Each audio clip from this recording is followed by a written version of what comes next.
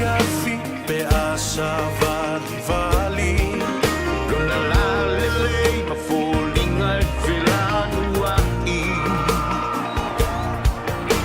pe fa pe fea na ngalo atu olo wingoa Samoa ole penina oe ole vasaluloa Anina se matani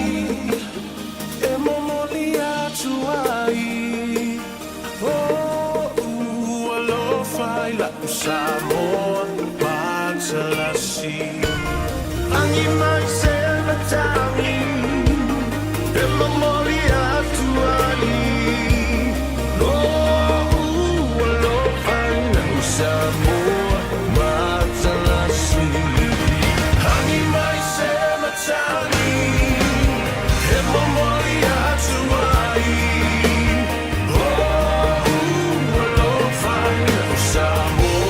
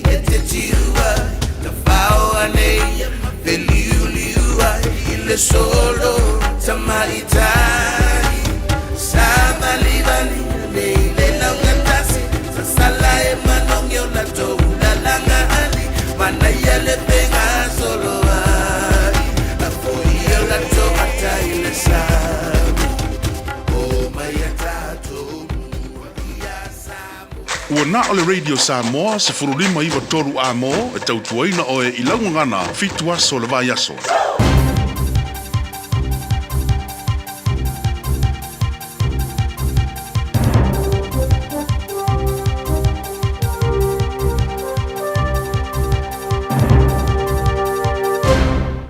Patalfatu se whapopongo tala mai Australia la Radio Samoa. E iei lea o ngai mele pone na tāpunia I le so ona o popolenga I se whaamata una whai atu I lungo le social media.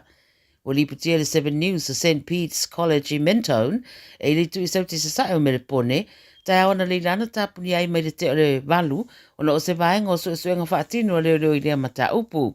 O le te o le afole iwa le tai awana whaamutai le lockdown, whaamaunia I leo sao lato sueina, se whaamata una whai atu I lungo le social media I le pō na pō. Ele ia ngā I le whaamatau I se tangata tuatasi, ma lo whaawau pēr lātou suenga, ai leo to iei se whaamatau I le korisi te minei. Sa spoi nei o tūlanga wa maita wina, wa le fuatasi I se atunu, ai wha mai leo e whaatino pēra lātou ngā luenga, mo le whaamautu wina o lo usanga le mūtanga ta uma, ai mai se whana wa onga. Wanginga li poti le basa nei e whaatatau I se isi a aifo o le a fausia, I le itu I se si fōsini, whai tau wafe whale o le a fausia I whaatamilo I le Western Sydney Airport. O le whai ngā māloa le stete o lātou tariaina le fuafuanga lea a le Bradfield City Centre, le a mauai awa no whai ngā renga I luas fulu afe, fausia I ma whale fōua se fulu afe, whai mea o le se fulu pasene o ia whale o le a whai ngō fia o na ngā whatia o na tutongi. O le fuafuanga le nei e peo na liputia le 9 News, tu whaatsia le Bradfield Development Authority, ma le a whaariri waile whanua se lau se fulu wha hectares, I se a ai e whai ngō fia o na Savaria, ma le a au fia ima no fuanga mo whalenga o si oloa ma bisi nisi. O le ai e tutonu o le whasalau mita mai le Station 4, lea Bradfield Metro, le I lewa nei o na tatala. le au fiai ma se Central Park pe 2 hectares lona tele o vaita ele no fuanga moni wha moenga tele pe o konseti ma Polkalame community. E mai le whainga malo ni Usawalese o le Bradfield City Centre le a malosi lona taula inga ianga nuu mea ma whaina whatu whaatasia ma whaatino ma lo langlangoina i le piriona mai le whainga malo le stete. Wa manatuaina se tasi o tama o se atari ipo se uso foi le ana maliuna ua la vese i se taavale i Queenslandi i le vaias nei o se tangata ngā lofa ma o se wolelei. O Colin Watson sa sabavaliane mastasio na wole baveao na nafi i le awala i First Avenue i Queenslandi a se so atua i se taavale le Mercedes na nuriuri. Na maliwa i lava Colin i lea no fuanga ai le mamau ese malolato fale ai sola ese le ave taavale na lave ai. O le whamtalanga si o na ainga wa ta wai, na alu Colin e whaatau se susu mai le whale o loa, o na samana o i se kofe masia na wō, na o la sāpa wali whaatasi. Whamatala na i o na ainga o se tangata loto alofa mai sosoani i so se tasi. Wa puena i leo leo se li e tolu su tau sanga, i le mata uple nei malo o wha o perso e suenga, ala awala na lavea ai Colin e lata i Logan Road, le lo tāpunia o wha o ngā nuenga su e leo leo. O leo wa mariu e tolu su ruonu tau sanga le matua. O le awhia o tangata whaingaruenga whaatasi se ofisa i sini le ngāsa o le kānesa, ua awea ne ai se au su e tūranga whaaniukiria o nuclear experts, ia whaia se suenga pe iei se awhianga o i lato umaia ua awhia mai le ofisa i le Liverpool City Council. Ni patia 7 News se to o rima tangata sa whaingaruenga i le ofisa ua awhia umai le thyroid cancer. Ta wale li poti o le ionizing radiation o le isi rea tūlanga i lamati ai le thyroid cancer. Pei ta ele li poti whai o le suenga o tuine le cancer o ta wai lo i eisa tūlanga i lamati ai le soifua malaloina o whaamawina mai le fo isa sootanga i kānesa e peo na ta ua. Pea ma le wha awhetangata Australia a fia le thyroid cancer i tausanga tasi. Tala mulimuli le whaia onga lango le Queensland Cowboys o stasi longa fo i le ta'alonga la kapiliki James Maloney o wha malolo e kalapu fita ua ina Samoa i le abita vale o nā. O lana wha mtalanga pe na ta'ua ABC se morianga mawalalo ma wha ilo fo i se so upo kalapu sa tūlanga le reile whatino ino le mta upo moi tu umai lua. Sa teimi ta'ua le nei mo le au au sauni ai mo le la fita winga mo le Bulldogs i le wha ungo le vaiaso po ai o le asao atu i le isi vaenga o saidi ngā sempini. O Maloney tolu su walu tu sanga na manu maloina le Premiership au iei le Sydney Rooster pa pe foi Cronulla mana talo foi Ferrani. I se whaatanoanga Maloney ma le News Corp na ia tā wai whaanonoa lava iei lona tangata ai leini langona lelelei o iei whaasanga i le Cowboys mai te tau i se tangata iei le tō whinga na iei o na le tūla e me iei se tūlanga whapea. O lo i le tūlanga ono, Queenslandi le teminei ma a malo le la ta'alonga ma Canterbury na wingo le a ta'alo i o la tō wai whanua i le isi ta'alonga e sa so ai. Tala ia Radio Samoa mai Australia. 24 hours a day, 7 days a week. Radio Samoa streaming live on www.radiosamoa.co.nz.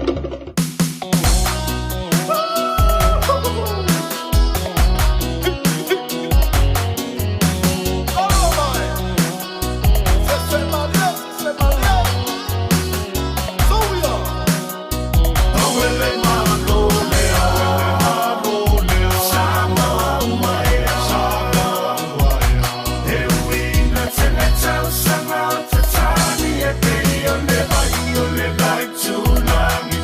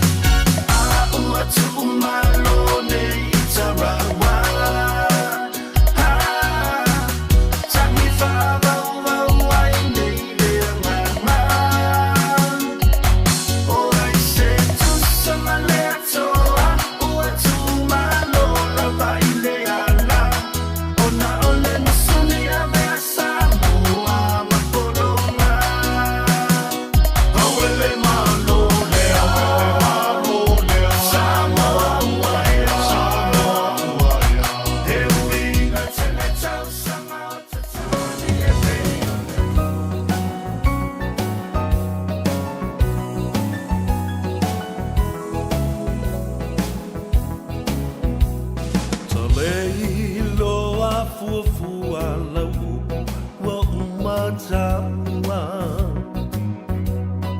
o olea le pungai ua e whaapea mai ai o whea alofa a maoni o le alofa e tau i le oti ta alofa i o manatu o le oa e tu i alofa tu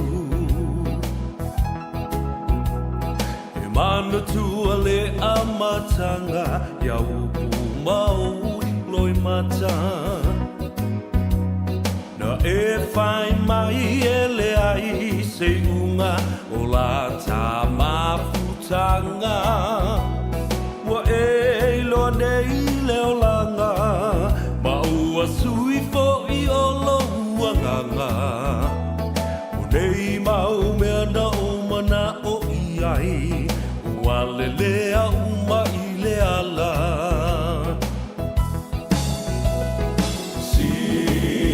Sila maya ia i nei mea ua o whai O lalo i whoretu unga mau o te tāu atu Ua o who i mai ai Umatu o si o uola Fasia i ta i whaiti o ngā Ae mo oe o te le i whaafiti Sa o whai a mea sili sili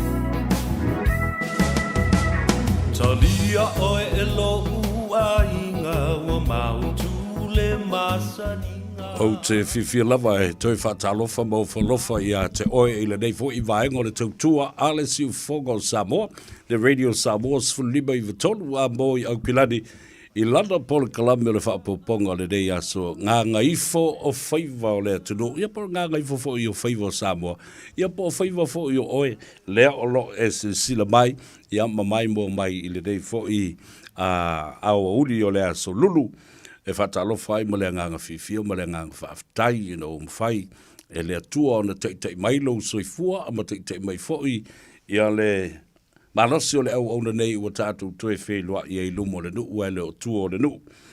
Hape na fo i pu e o manu, ai le o pu e o mala. Whatalofa alo ia i le whaafonga tā pua i o le atunu, i o na tawhai fia, ia e mese fo i o na pa ia sautua whawhafa. E le ngafa tauli maina ma o iai le malosi o le au aundanga. Ia ma le talitonunga o Samoa ua mai o na tofi, ma ua fola fo i le whala o le atunu. Ia ta lolo la pa ia i sa ma whai ngā o Samoa i le whali o polunga. Ia a wā o le lātou whatu a inga tausi le nāma le matawha i oi. Ia a o le nganga whiwhia lavalai. E whatalofa ia te oe le nei fo i aso mātango whio le talo le tau. Ia whapena fo i le tūlanga o le susulu mātango whio le la. Whatalofa tu fo i au au na pa ia le tua. O lo whanono manu pia a wase manuia o Samoa. Ia maise fo i. O le tāpua inga mamalu anai ta ma tina mātutua. Mā lole o na sai, mā lo fo i le tau watai. Whawhitai ta talo lo wafe mai ai. I au onanga atama whanau o Samoa. Maise fo i le Radio Samoa. Malana au whainga ruenga ma le pulenga. Le ua tātou whilo i ai. I luma o le atua i le nganga whiwhia ma le nganga whawhitai. Ia, maloli le ngā lue i lausunga, lauli Isaac Paunga. Ia, ua mā lua fo i le nei aso, wā le whaamatango whiaina o le tautua ma le au nanga wā Samoa i ona tūlanga. Ia, aua, o le ata, o le pese, o le wā uma tala sa fo i le nei aso amatabai le tai au. I le tapo inga fo i le atunuu. Ia, a o alo i le malu o le tai au. I le sunga le li awa o ia ta vai beni ia va pe fo ilona au va. Ia se yo o mai fo I le sunga titia ma le ftalenga ia se umanu. Ia po le ftalenga fo ia fonga bua o le vai maunga. Ia le fa ua tātou penei. Po le kalame fo le nā. Ngā Gagaifo o Faiva o Samoa. Mantua, ngā e o le lai le tai au a la usu fo I Samoa. O e ngā ule vau ma o e whae e le tai, o e momori ta muiti le aonga, o e fo I alu le solo le ki pas a e. A o la ina ngā Gagaifo Faiva o le atunu. Ia o a mata fo ona. A ngā I le la I le no whanga, ia e mangoto iai. Ia a ua a mata fo I ona, a ngā I ia le atunu. Ia e malo lo mai tiuta ma Faiva, alo filima sanga pati ai le aso atoa. Ia, malo le soifua manuia, lau toa ona le ataua savea le ulua I ali I pestata ma le langi se yuli. Ia, tātou mafuta mautou se ia pa ia fo I le tu lai fitu. Tele lava, ia mea matangofia fo o le nei aso. E ia tātou malo, whaalolongia mai Samoa, o le ftalenga ia tali oa fata o stasi o fale o polu, se matai o loto lotoi le tele o upufai, o nuu mafio anga, o le vāwha matai, ia mai ua maasani e fwoi le tō tele o le atunu. E anga ia tulo I Samoa, anga I le ava, ioi, I le tano ava, a le tō wha, po le ftalenga fo ia tali oa.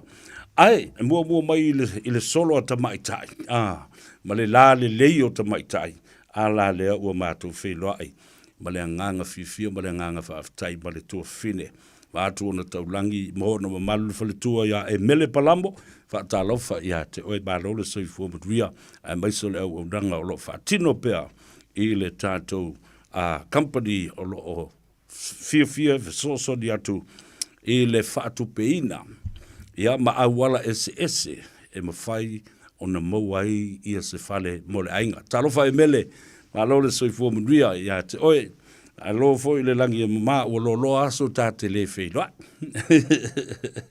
Ia, ma lo soifua manuia, lau fionga savea, ia, a ma naia fo I le naia fia toi fa iesi na sala noa, whaaftai mo le ava noa, whaatalo fo I le mamalu o le atunu o whaafonga mai, ia, ma lo le soifua manuia, Ia, ma lo fo I whaaftai o lo wawa iatu sulu o tino lo maua lo soifua lau le lei. Ia ma e whaatu mawina pēr fo I ma lo la le lei.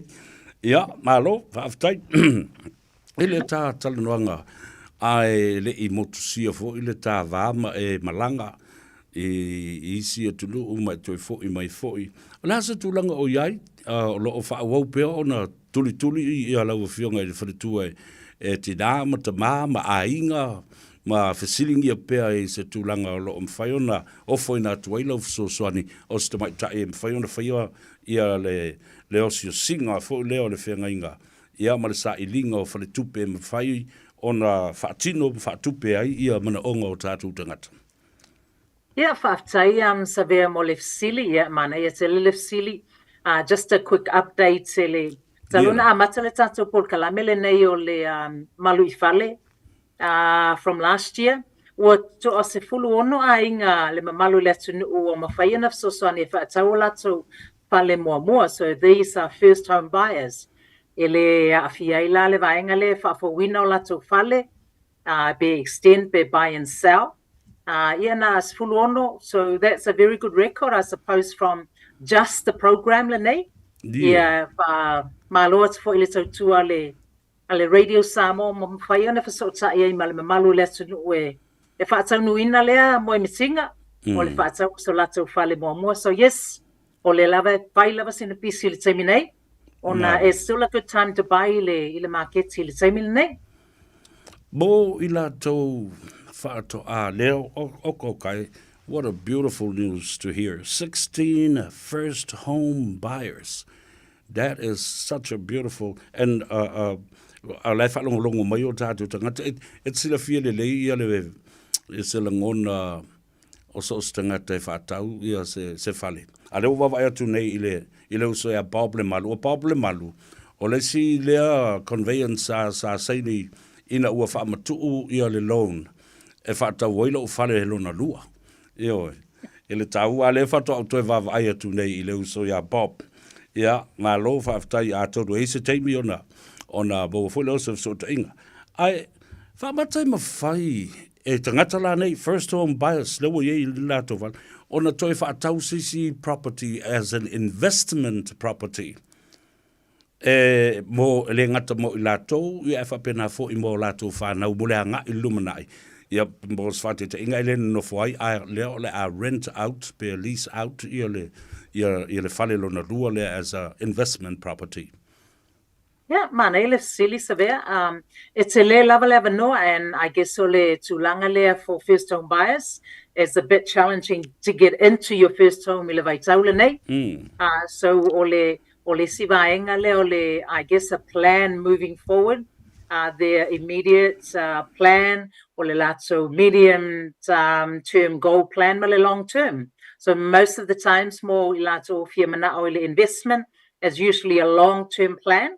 Depending level of situation on a situation so le mamalo le tunu ule fa taula to fal mo but ele tali vave le usili yes ye le no ai fa tala no lava po fele le tulanga le ye so ona ole tulanga fa pele mana o mia e tato se ne te was stress killing all in one go.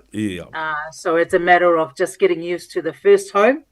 Yeah, nei loile po fele see what's the best strategy going forward mo ila so awale le building o le kako wealth mo le tamau ainga awale tu pe yo taso ainga ia mafana Malong whaftai ta tele, so it's all about planning. O leo whafatau le whale mua ia tilo fo i se awala e mwhai ai. O ne i burden ia pe iai se mea mamafa ele ngata o leo wa ai le whale fau mua lea ia ai mwhai fau na service le loan ma isi mea umale na mole anga i luma. O leo tātou mo mai a se tema o le teimi fo i le nei o le tausanga o le tautotongo la au. Ai, o tautotongo ai ma le tau whio lolo o fo lele o le taunga tau le soifuanga, ia po o le tūlanga fo i o whale whaatau. Is it still a good time to buy a house at this time of the year? O le talivave atu masalo Bob will add to that wa onga yele kong o le influence le of the market, but from ile vaenga le matu te like it's just to singa le matu titilo yai. Yes, it's still a good time to buy on ole. They reckon it's at the bottom of the market key for prices. And ole le fo yo no le wa amata on the me mai lalo ye tatu ile interest rates. So it means all repayment is going to be a little bit lower than even in the last month or two. What we tell le level pa ule way interest rates se fa ta inga ole ele amatanga o July. Most of the banks have their 18 months interest rate at 7.49. Some of them are offering 5.99. So there's actually quite a big difference. So yes, it's still a good time to buy, but Bob will add a little bit more the context into that. Malo faftak. Ola ule to sile tulai interest rates because o te loa. You know, when it's fixed for a certain period of time, but then if the market fluctuates, mo of oil taimi e whale tonu ele market i alo winga whai ona toi whesui ma whaila utou talanoanga ma whale tupe ma financial institution ina ia toi tilo e sesi mea tau whiololo o sa o lea Yeah, le mana ia pe o le whautuina fo ia I think le Porkalame 2 weeks ago revisit ia I lato o ia lato mo kesi le teimi nei. Ono le telo I lato ia mo kesi teimi nei o te masalo o le ala a matana coming up for review. Yeah. So some of them are fixed maybe at 7%. So now is a good time to tilo mato ilo. Po le a se whaatalanoa. What is the best way forward? Be fixed for 6 months or no le prediction layer your interest rates. They may continue to drop into 2025.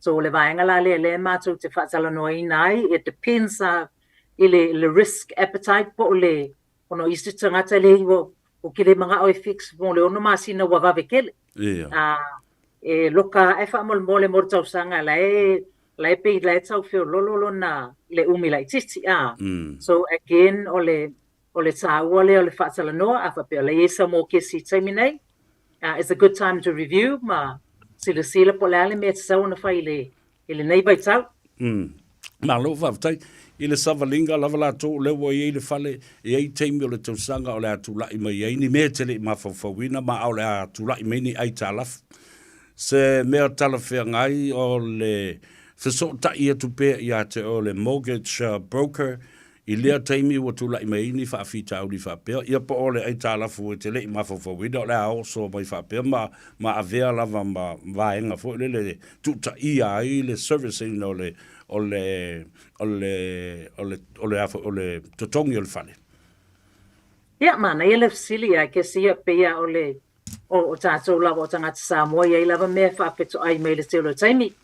So o mea whaapeo te whaatalanoina e mana ia ai tu se vaenga fo ile lea of your mortgage into a small floating portion. Pe a whaapea lea it really depends lava ile ainga ma pe ale matu talangoang a whaapea it looks like o le telo le malo le atunu pe whainga tau na ona stick to a budget ona o le telo me wha pitauli mai ma wha la dea mai le vaiaso so if a whape o le mātou talanoanga they can manage maybe a small portion maybe a sfuluafe on a floating a feed umale e yo lato extra funds ai awale whaonga ina wa o le vaenga la lea e mawhaiona tātou tap into the floating layer. Pe a whape ye ni whalavalave whafo sei whapea. So I guess o lesi pārle o lau advice po lau so soani le mamalu le tunu. O tūlanga whape ina ia we don't keep going back to the bank. Yes. Or keep borrowing. Ona o le tele lava o le tātou no tupe mai I vai tau umalaba. Yeah, we're not getting any better. We are basically sometimes going backwards. So ole e lava mea mawhaiana whautuaina ma tiritilo iai. How can we make sure a whapea pe ole I usually advise awe ke alui the small finance companies ona e whaisino na taungata. Yeah. A whapea leila mo kesi, let's have a look at a top up. Iena strategize le pe structure le vaenga le. Ia awane umilo na tsongina. Yeah. Because you can have it at a much lower interest rate, maybe for just 2 or 3 years. Yeah. Yeah, na pay off a lot quicker. Alema walalo na interest rate rather than we see interest rate like finance companies be a losful 30% or some of them it's even worse. Yeah. So tulanga fa pe yes ma fa ya ona so ta imaina pa tala nole. So the best bet is to go back to the bank or the financial institution that you originally borrowed from. Awao le masani ya te oe maamla mai la walanga tupe ia mawhapena mfoi ona fitu nai ma mawhai ai ona whaia sesi swinga ia manisi fo ia teu te unga. Mole angai luma ta ua tele le na il whafonga mele tenu. Awao is o whai dei whala ve lave e mele. Wola wole o le bank le na loan mai ai. Ola ai lo le leia le bank. O le aseta lena whaatau inato, o le tupena no atu ia ilato, ai toi o isi ainga, isi private finance institutions, ia au tamala na o le tailua se fulu, le tolu se fulu 5% le interest rate, le tupe tului, ia ai maneia lava, le fasota ia e mele, se I whai mawhailo pe le tā telefoni, ia ina ia mawhai ona maua le fasosani ia te oe mawheuta ngai, o le upule na, o le feuta ngai, ea, I se awala lei. O le ale tāua la le o le, a le o tātala no le tāua na, what is the important part of, and the benefit of actually going back to get in touch with the mortgage broker? Yeah, mana, I left silly. I guess o le whaonga ina o le mortgage broker, it's like your one-stop shop. On the mortgage broker, I mean, SEP mortgage brokers, some mortgage brokers may not have access to all the banks. So it really depends on who you work with. So mortgage broker, le lava you can trust, work with them. Ona ole tulanga le mawhaiona mātou shop around for you. Yeah. Se whātaita inga, iei nei a inga Lena to my like the first home buyers le whaina so soni ai. Yena decline mai le maybe bank A. Yena mato wole le bank B, approve mai le bank B. So to langa fa be ma whaiona mato shop around po fairly le bank e ma whaina so soni mai le wha moi moi. The second thing is ole mortgage broker, we've got expertise in po wa mele mana o mia mai le bank. So we can put your case together in the best possible option. Or be package fa le leile tato proposal I ave le bank. The way le mana o mia mai le bank. E fa whaingo fie ai, I le ngaluenga. I o lesi fo I we can negotiate the rates on your behalf. Shopping around for wale macho lo uma po our rates like offer my LSE bank, so afa beole tato application and approve my rate is not so competitive based on mele mato te lole ama easy banks. E mawhaiana mato whaongaina le offer le ama mai easy banks as a lever for ina le mato te oa ilo bank. If I no, can you offer this? Yeah. So it gives us if so sani le malu le tunu ia whaale le mai tato cashback ia ma mai se tato interest rates ma nei. So, in other words, you have this playing field and whaifuna e ta aloai ma tu na ele tasi le whare tupe te anga i lesi whare tupe wa e lo le situation o lau client ma maana tupe maua e lo whaatu tuanga me whauna tong lono winga the power of negotiation ma whiutanga inga nei e tā ua I tele I le mortgage broker tūlo o ngā tonu o le client ia ma le whare tupe. E whaapea malo ma whaataima le sili sa vea ole mea tonu lava le wa isi au deals nga being a decline mai le bank. So I push back po inga le whaio no based on le poale situation leo te malamala mai I le application leva abe. Ia e ma whaio na iai le turn around o le whai unga le bank. Ai a whai atu lava lea. Ia la isi banks e ma whaio na ona tu iele tato wha moi which happens all the time. Ia o le si benefiti na le whaongaina if not myself or whatever your mortgage broker is. E ma whaio na lato pe tu na I whaapea po whea le whare tupe e ma whaio na whaatau nu oile tato wha moi. O le tawhasiri muri leo ma si o talanoto fo I isi vaenga e mwhaiona whiutanga I le tūlanga o le totongi whātasi le principal ma le interest rate. Ai se teimi e whiutanga I ai o le totongi pēra na o le interest, pēra totongi na o le principal, I nisi o whiutanga I ngā o le tā ua o le interest rate, wole le pe ai titi, say, perhaps decrease and has an impact on you, a le whatoa whātaulo whale whau mua. Yeah, whātai sa vea. O le interest only, e le o se option lea o te recommendinga. Ona o lona a whaina, o leile o e te leo te songiina se vaenga o le tupelea na eno no maia. Paulawa le taini e a foi, o le a iaiso na pe a iese wha moe whaile interest only, pe a wha pe o sau investment property lela a whatau. Ona o le tūlanga leo te advisinga lava, before you choose le interest only, pe a wha pe o sau investment property, alumo moe tala no sau accountant. E aipo le alo na benefiti o le alo na o ngā, o le a mawhai ai o le a whai ei se filifilinga.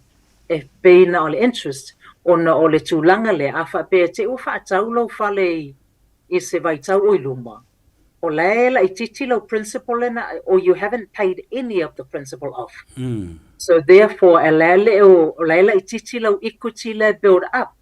Ona leitele I peinga se mea towards ile tupele na no mai.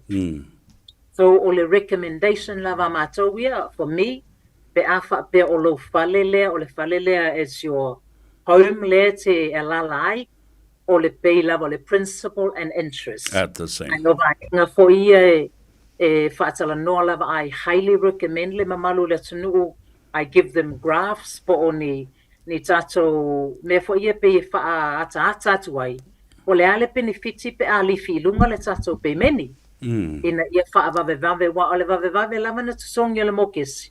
Ia o le mana ia fo ina e li kai ae o lawa o tau yeisina ma mai, so o le recommendation lava po o le fautuaina lava o le mamalo le tunu, o le principal mal interest, vanga nā lava o so investment property, ia na recommended by the accountant, depending fo ipo le ale tatou, o le ale tatou wha moe for the investment property. O le wha moe le investment property, is it long term or is it medium term?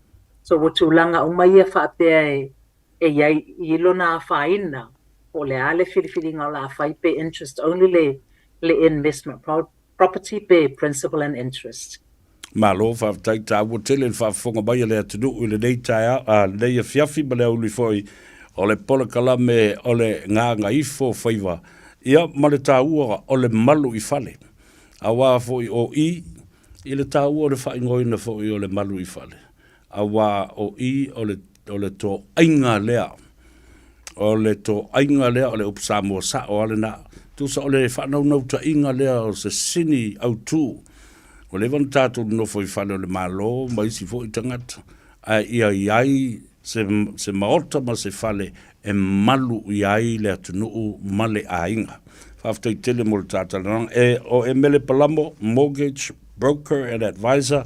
Wha mauifola na telefoni lea e langa I tā ua tele. O le o lua fitu, valu tolu fitu, valu wha, valu o. O lua fitu, valu tolu fitu, valu wha, valu o. Wa isa taimi wa umai sta whaatal noanga, e po se lua whaatal noanga fo ima masesi o le au whainga adwanga nei. Nao na umau na lua tala noa, tatangi ro ma le telefoni, ma fasiri ngia oe ona o le apolo kalama na lua whaasoa tuai. Ia, e tele le vaso e tinga fo o la e whaile po kalama ki kilo ko ala e la e tangi le telefoni sa.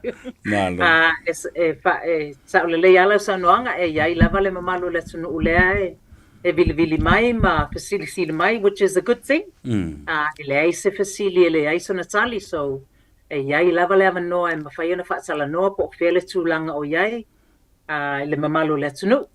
Malo whaaftai tere lava mo le teimi o whaavanoa mai, a whaafonga foi matapuai mai, ia a mai se foi le sila mai mua mai a le atunu. La whaatu I lau whionga le whalitua e mele, ia, toi upu muriburi e tāwalunga e le tā whaasoa le nei au auli. Ia whaaftai tele savea mo le avanoa, ia whaaftai foi le mamalu le atunu o mo le whaafonga mai, a iai lava se fasili, pe o le, na whaatala noa pe le neipol kalame o le manatu lava le neipol kalame na ia soani le mamalu le atunu e whaamalamalama atili, I le whaatawina o so maota mo o so lawa foi mo le ainga ma le mamalu le atunu, ia po se investment property, po o iai foi se tūlanga o whaapeo fia review lau mo kesi le teiminei, ia vala au mai, maua le avanoa soani ai, o le olu o fitu, valu tolu fitu, valu wha, valu o, ia manuia ia malolonga le fiafi, whaaftai savea. Iwa, o to toe o le nei aso, ia, ma tuli matai fo I si teimi o le lumanai, ia, o le a tātala noa I fo I ma whaasoa, ia, a wā, ia le malamala amba peo le atunu I awa le mwhai ona whaatawina ai, ia se fale motu, fale muamua, mo le ainga, le polo kalambe le nā, o le malu I fale. Mai le faltua e mele palamo tu Maryland telefoni lua o lua fitu valu tolu fitu valu fa valu o 027-837-8480 fa maulele no Maryland na walanga ele teimi e mana o mia e ona e vala au lola ia le faltua ya e mele palamo ia masalo na da o ia pela tato wo stato malolonga la ititi lava. Then we'll come back and we'll talk to Bob Lemalu from Ray White. So don't go away, ladies and gentlemen. Ele si siampini la mulimuli mai tua. Ya, e tu salava mulimta upule nei. O le whaata wina o se fale. Ya, mole a inga. We'll be right back. Malo soy fua, o se fufonga Samoa, Radio Samoa, tasilima iwatolu amo, se kia Radio Samoa. Talofa lava, I'm Sione. My wife and I have 3 sons and a beautiful granddaughter who turns 4 in a few months. When one of our ainga is sick, we phone Healthline. The nurses there provide free health advice, treatment, and information, 24 hours a day, and you don't need to have a doctor to call them. When you or your family need trusted health advice any time of the day or night, just call Healthline 0800 611 116. A few mai ile Lotus Foreign Exchange. Mato teo foina tu ni taulele mo le lafoina o tupe i Samoa. To le ai se tau e fesuia ai au tupe mai isi atu nuu. Asiasiane ile mato la po le www.lotusfx.com. Le Lotus Foreign Exchange. Laupa anga faatuatuina mo tupe lafo ma le fesuia ina o tupe mai fafo. O sa ili se fala inga e whai se tau mafutanga o le auli. Pe tali e fo ini au malo. Susuma i le Sandvale Buffet, o le awha amalia ina lo fina ngalo I tau mafa o saunia le limo oe. Tua tusi Iva Atkinson Avenue I o Tahuhu. Lunch mai le sfurtasi I le lua I le awauli. Telefoni lua lima iva, fa o. Lua lima iva, fa o. O lua fitu, lua ono, iva o lua tasi. O lua fitu, lua ono, iva o lua tasi. O hawhianga o ta'alonga whaitupe e whaale tonu ai mafutanga maainga o whanau ngā ruenga. A awhia ai le whaasoa tautupe ma le tele ai o le popole ma le le mautonu. Aua e te matamuri e whasiri mo se whasosoani. O le au whai ngā ruenga le mapu maia. Ua iai to mai whaapitoa e whasosoani mo oe. E le ai se tongi ma e le whailo ina nisi whaatale noanga. E ta lia so se tangata e fia maua se whasosoani mo se whaatale noanga I a awhianga o ta'alonga whaitupe. Le mapu maia. Telefoni o Valusalau, lua tasi, lua. O Valusalau, lua tasi, lua. Mai le valu I le tai au se I o I le lima. Talo fa Samoa. Wa ule nei o kasputi alu. A wale suia le ngila o le kio. A eva mai I le se furu lima iwa kolu. A mo. Radio Samoa. Vevela a. So talo fatu fo ia te o le nei vaenga o le auli I le au onanga ma le tautua le nei o le tātou porkalame. Gagaifo o Faiva. O le anso, ia po Faiva o le tunu, po Faiva fo I o Samoa. Ia, malo le ngā lue, malo fo le tau atai. O lea ua toe, luas full minuto na tale o le itu lai lima. A leo wawa ia tu a ngai mai, leo so ia Bob le malu. Ia, mai le tātou company whātau tā vale le Ray White Realty, o Real Estate. Whātalo whātua I mo le ngang whālalo Bob. Ia po lau sunga fo I le malu, ma alo le soifua mudria, alo fo I le langi matafi le dei au holi. Soifua manuia, lau pionga sa vea, ia pa pe po ima malu o le tatu watu nuu le nei au holi, ia atalo po I paltua ia emele, ma nea tele pa solonga le tatu pol kalame nei au holi, sa vea pa aftai. Malo whaftai tele lava bo le teimi ua whaavandoa mai, masalo, ai wangalo au te loe le mwhaina ngalo langa o lo a aola e tusi e lunga masaini e lunga ina ua whaamatu umai ia le whale o le nei fo I a inga e nai tau sanga ua tuana I atu a o soifua ia le fionga ia taa siolo tam le South Auckland Properties, and that's why I remember your name when you signed as a conveyancer ile na fo I property. Ia mau se o lau tala sao lava ia lau sunga maru. Esele se fianga fo le leo o iate oe. As a home owner and a home buyer for the first time, you know, to actually look at something, tilo atu, o se mea na whau I o lima, ma aluelo wafu, ma le balosi, ma taimi. A lewa tu lai mai. Ia au te whafta I atu mo le avanoa wa ta whailoa I el nei aso. Mo o le siri fo lena o siri ai mo mua. Somebody wanting to buy an investment property, whatoa o manu whatau I lona whale fau, a leo mana o whatau sisi whale e fo le whaangahanga mo lumanai, not only for himself, but for his children heading to the future. La le tā ua le mele. Ioe, a patai mo pesini sa vea, tā ua tele, tā upu lea, ai mai se mo lumanai o tātou ainga, ma lumanai whanau. Sa o lava le ingoa por kalame o le malu I whale, awa to tele o tātou ainga. Masalo o tātou, me o ilo le tā ua tele o nema tā upu o le sailinga o se investment property, po se si property o po se whale mo le whanau, awa lato lumanai. E talo sanga tu fo, awa o la wa so so ani ma la o nanga o le tula le o le sailingo le fale pe afa pe o le taimi le o fa mo tu le pre approval mai fa tu e mele so e talo sanga ina la e pe o e mele ma la to vai o la to o le gateway for ile sailingo o se first home ia po se investment property for i au la ngal wenga pengo fie pe a wa mai a fo i ma fa mo tu le pre approval mai a e mele ona mawhaile ona whaasawale tatu o e saili po whele whale e le lei mo le ainga po se whale e leo iaini mea o le a whaina i le ainga i stemi o luma so e pe o lau sosoani le po lau contribution i le tu le o le whaataunga o le investment property Lona wenga e le mawhai una whai e tā ua tele a lea la e mana i le lua ngā wenga lea ma le awhionga le whalitua ia e mele o le mawhai una pre-approve ia se loan po se no ngā tupe a o oe e tanga ima sila i le mana onga o le tangata actually to the physical property ia ma mea utinoa e le aise me o whaale tonu i lea no whangolo o mna oi whawhea lo se so mo tangata fo lea o iele whale a ua mana o nei e toi whause si whale i tua o le whale tuai o le whale fōlea ia po le whaongaina lava o le ngā ele lava le tasi o le hale le ase whasoani mo o toi ngā tangata nei ia tasi le pesili masani a ona pesili ngia to tele o tato watu nu ai mesia ia nei tato matua ia o iai o lato whale o leva ona whātau ai te le po ile whanua ma le so o la usosoani ia wa e lo o la i tu le whaatinonga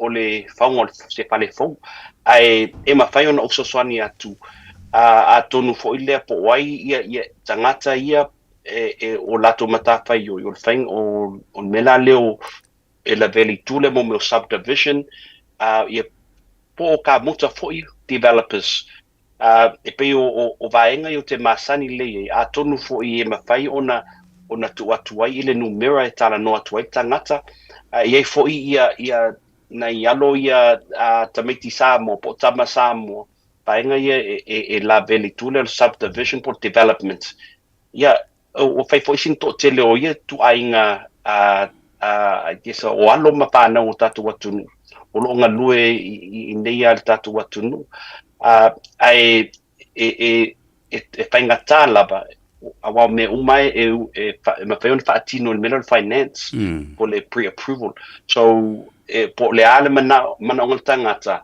po le ainga e ui atua i le gateway le pe no yeah it's always about money yeah le ta ua tele ia mauti do le awa ole taluanga na ma le mortgage broker e loa ai ia le malusi anga tau tupe la iei o le tele o le tupe mwhai o na no mai ia ma le malusi anga fo i o le tangata the capacity to be able to service that loan o le sa o le na o na tonu o le sifo i tu sa vea o le tu so le vaenga o le whanua pe a pea o i tu ainga pesilia e te mongoina le taimi nei mai tatu ainga pe fia ni fale me fai ona fau i se pasi ele po pasi whanua a tonu fo i po lale a pea e whaatinoina le whaunga o fale fai pataitain fale se wha po lale value what would be the worth what would be the market's value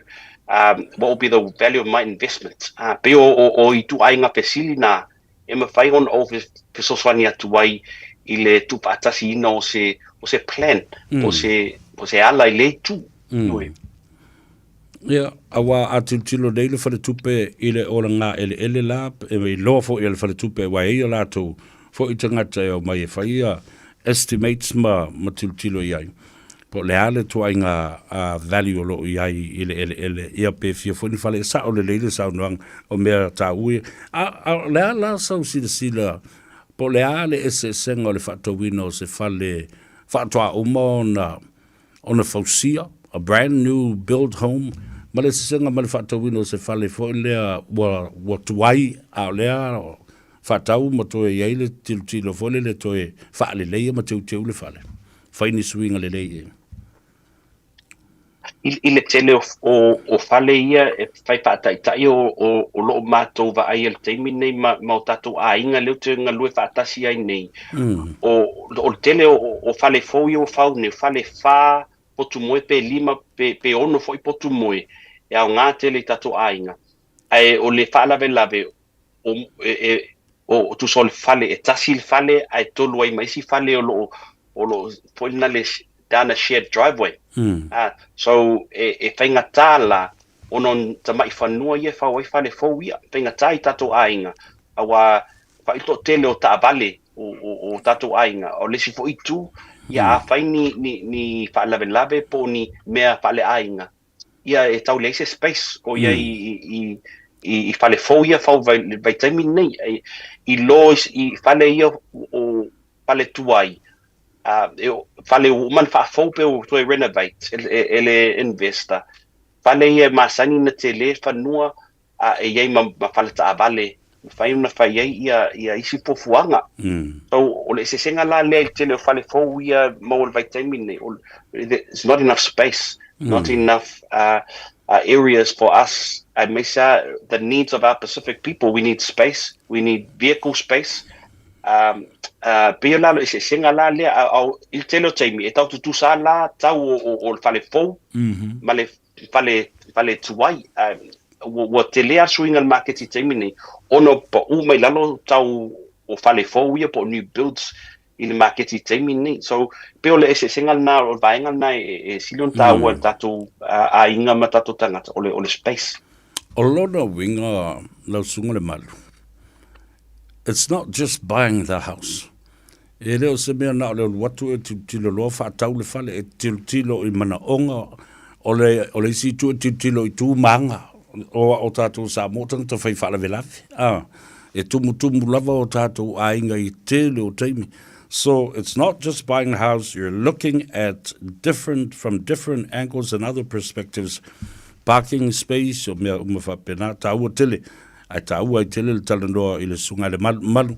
Whai mawha loa I fole tā telefoni wha mole wau te loa.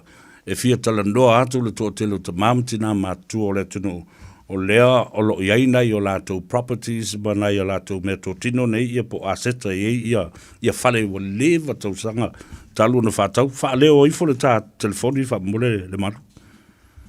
Sa vea mal tatu malo tatu atu o le telefoni o le o lua tolu ono o lima lua iwa fitu o lua tolu ono o lima lua iwa fitu lima lua iwa fitu ia nato e whaafonga mai ia le whaafonga ia le tātou tunu o le telefoni o lua tolu ono o lima lua iwa fitu wha maule lei wha pi I le pusa isa umal ma talandoa I le sunga ia le malu o ane si o vaenga e tau ona e tilo iai ia pos whati ta inga pe a whaatau se whale o rei ei ta maiti o isi fo I taimi e tilo I le distance ia po o le mamaolo whale mai le aonga o ane si mea e tau on other services do you think that is important and of value I le mea lera e no fo nei Ioi, o lesi fo I pesili e masani ona pilo tātou ainga mo meo o public transport, po mo meo train station, o po fea I tūlanga o bus stop, I whale I awa I whanau, awa lea o ngal whanau ia o fo I nei o tātou tangata o lo o ngal lue ai po e pasi, pe o le pasi I ngal luenga. Ia tā ua tele mena o transport, public transport, o isi fo ila I tu e tatau na sila pia mai loa il tangata la lato e whātau mai o mela ia o le flood zone awa e peon sila pia to telo tatu tunu I papitau li le tupu I le tausanga leo tea I le lua fe lusul tolu February lena tupu mela el cyclone so o to tele la tangata ma lato vainga I fale il vaitaimi nei e mua pesili mai is it in a flood zone pe awai tau te le man o e to e tupu ia meien tupu I tausanga leo tea mai it's a very high risk pa pe I le flood zone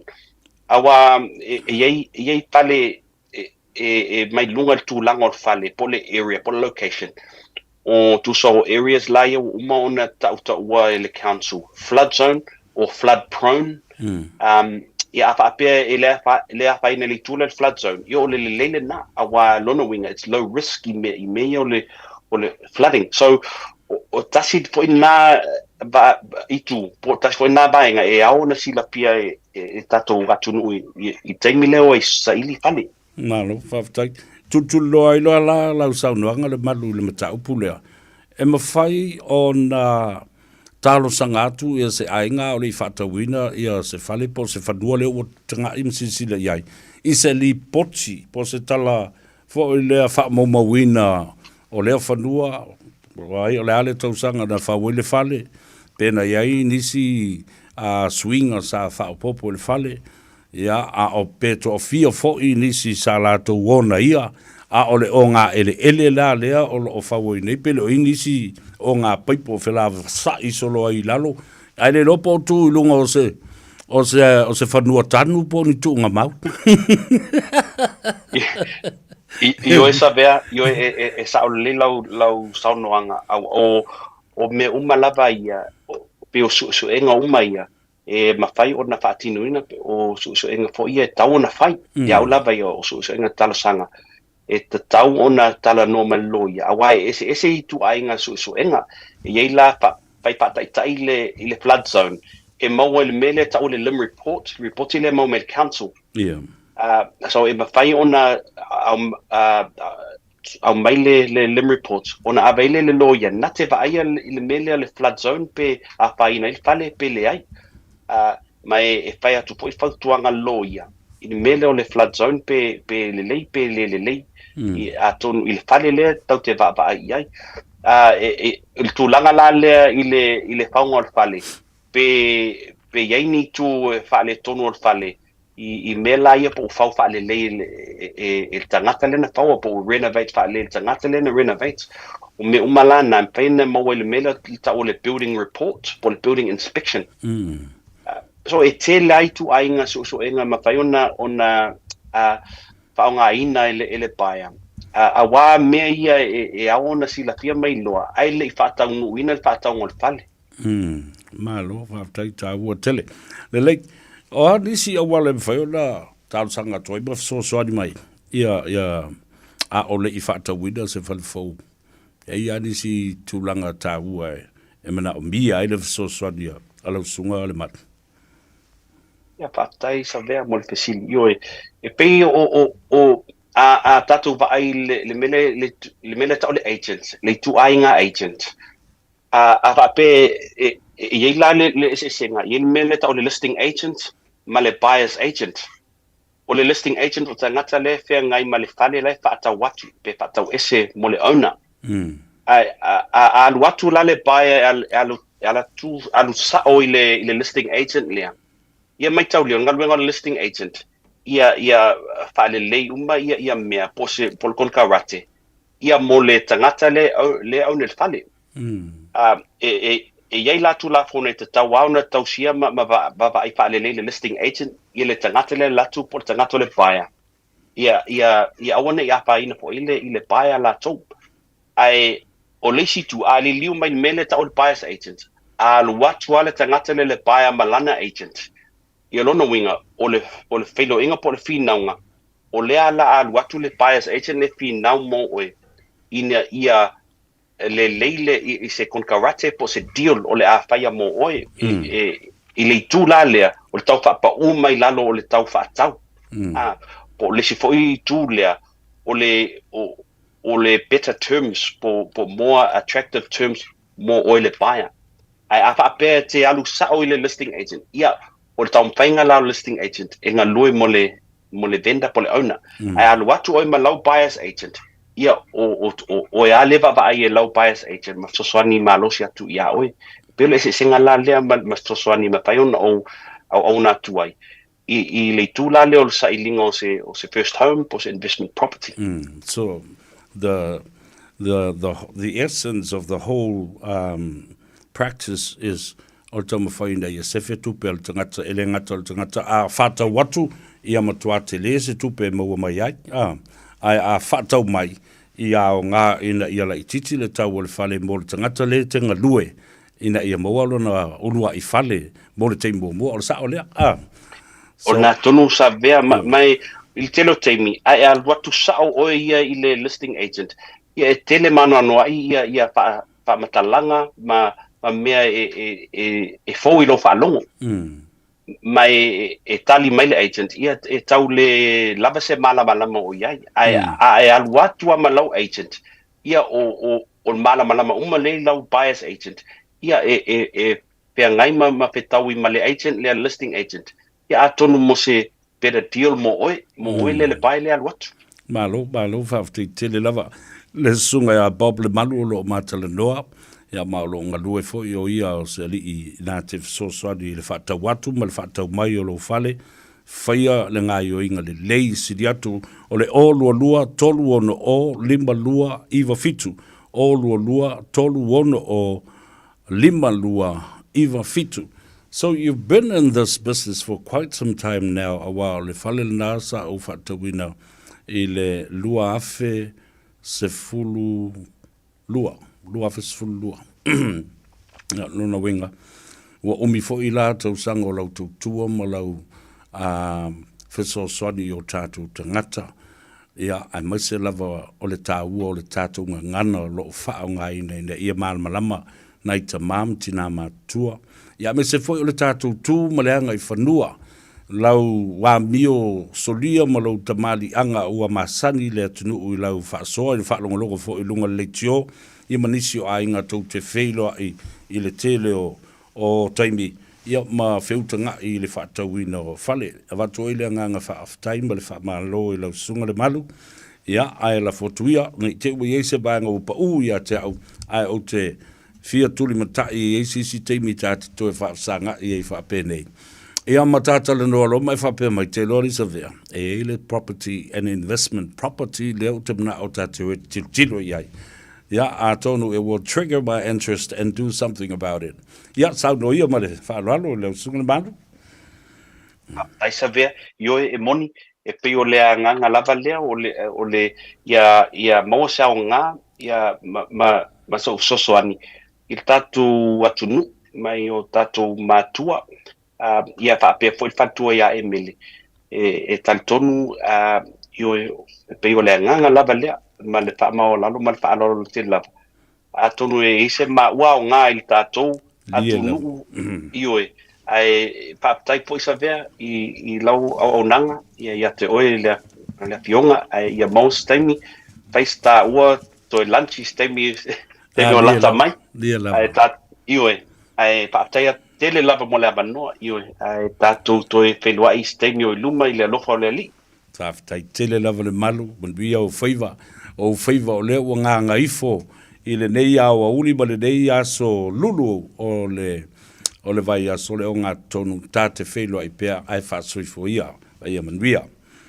Ia, nasa mo o tau whaafonga mai, i stasi fo i o malo, o le malo whaatasi ma le uso ia la uli Isaac paunga i le aso lulu le nei. Aso wha, o le sa o le na, pe o le aso wha, e le nei, vavi wa makankau ngalo aso a le whakua makar masi. Nera nai tau ai te le whai ma wha manatu pea. Ina ia sila fia le tunu, o au mea ngai whai, a le ale kaiminga whai ei, a le ale aso nga whai ei. O le ua 2 minute o te ile tu lai 5 usi maia le whaafafonga i le whaapoponga o tātou telefou i vai whanua.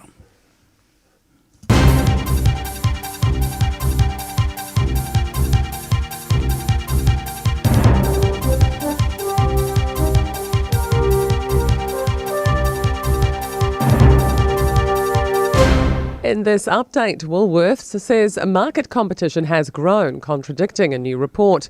The Commerce Commission's first annual report on grocery shows competition has not meaningfully improved. It also notes increasing margins and high profitability. Woolworths New Zealand Managing Director Spencer Son says many independents have grown. We've seen the entry of the likes of Costco coming to the market. We've seen the expansion of the likes of Chemist Warehouse, and we've certainly seen an expansion, particularly in the food and grocery category at the warehouse. Foodstuff says it remains committed to a competitive and fair sector. Can you do that?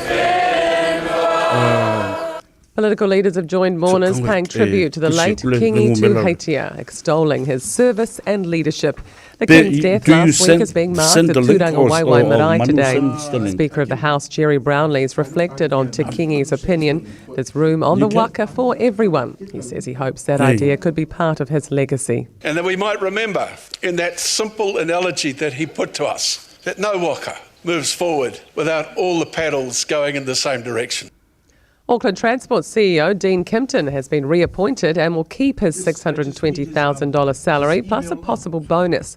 The bonus, dependent on meeting key performance indicators, is up to 15%. Council reporter Jacob Jones has the story. It goes against Mayor Wayne Brown's wishes that no CCO boss earns more than Council Chief Executive Phil Wilson. AT Board Chair Richard Leggett says given the size of the role, the board's deemed it fair to give him the salary. He says under Kimpton's leadership, the organisation has been redesigned to focus on the right things. And that's your update. To sport, and no concerns from Black Caps Test skipper Tim Southee over his form heading into 6 tests on the subcontinent. The 35-year-old only took 6 wickets across 4 home tests last season, but Southee is feeling refreshed after a short break and a stint in the 100 League in the United Kingdom. No, I think every chance you get to represent New Zealand, you want to do your best. I know I wasn't at my best towards the end of the summer. The cricket I've played since then has been pretty good, so I've enjoyed a bit of a break and enjoyed playing a bit of cricket in that time as well. The Black Caps will play 6 tests against Afghanistan, Sri Lanka and India in the next 10 weeks. Unheralded France's Tiafoe has upset Grigor Dimitrov in the men's single quarterfinals at the US Tennis Open, setting up an All-American semi-final against Taylor Fritz. And Michael Venus's doubles partner Neil Skupski are out of the Grand Slam, losing their quarterfinal in straight sets. And that's sport. Ua mawhai ana au ina atu le tala o le tau i aso taitasi ona o le lango mai a le Pacific Finance Limited. Telefoni o Valselau fitu whawha lua fitu. Talo falava le tala le nei o le tau mo le so ma le aso atai au. Winga le tau mo le so o le ai nei timo to ulu i le nei aso e ono mamawhati munga mai ai whai tili. E ono angi malosi mai matangi matofa ata o tau savili i le awa uli. E angi mai savili mai le tu sisifo fa solo ina angi malie mai le tu saute i le afiafi. O le angoto i fo le la i le wha minute te ai le tu lai ono i le afiafiana nei. Wingo le tau mo le aso atai au e tele ina langi le lei le tau. E angi malie mai savili mai le tu saute o le atunu fa solo atu ina angi malu mai le sau a mata mai le awa uli fa solo atu i le afiafi. E o soa ele la i le toi 25 minute le tu lai fitu le tae au a tae au, ma e ngoto i fo le la i le 5 minute te ai le tu lai ono i le afiafi. O le tala le nao le tau mo le so, ma le aso a tae au. Wa loa le tautua le Pacific Finance ino donga tupe mo so se wha moe e pe o maliu wha ai puiponga a so wha nau whainga malolonga ma so se wha lemenawe. Ai moisa le toi fui ato wha nau i lea onga. A palai nei loi le pacificfinance.co.nz be wala au le ovalu se lau fitu wha lua fitu. E talo sanga sau nonga tupe i le vau le 5 se lau ma le lua se fulu a whetala. E lua miru te whatali e lau tau sanga online. Ai tasi le tu lai whatali e se tali. E ia inga wha pitoa. Walau lo le Pacific Finance Limited i le ovalu se lau fitu wha lua fitu. Ovalu se lau fitu wha lua fitu.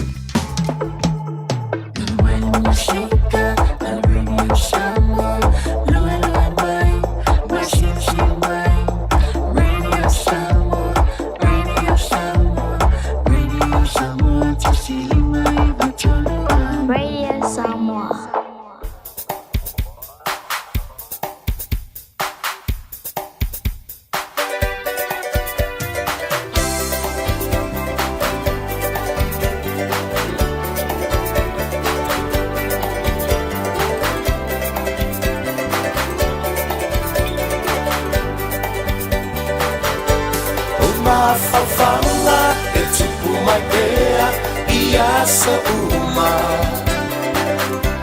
Le fia fatasi, le fia vaai ia o e sunga. Lo usei la urosai e sili le manomi. La tifa imoana la utaimane watasi lava. Sa o sa ili, upo sa vai ma tutuila.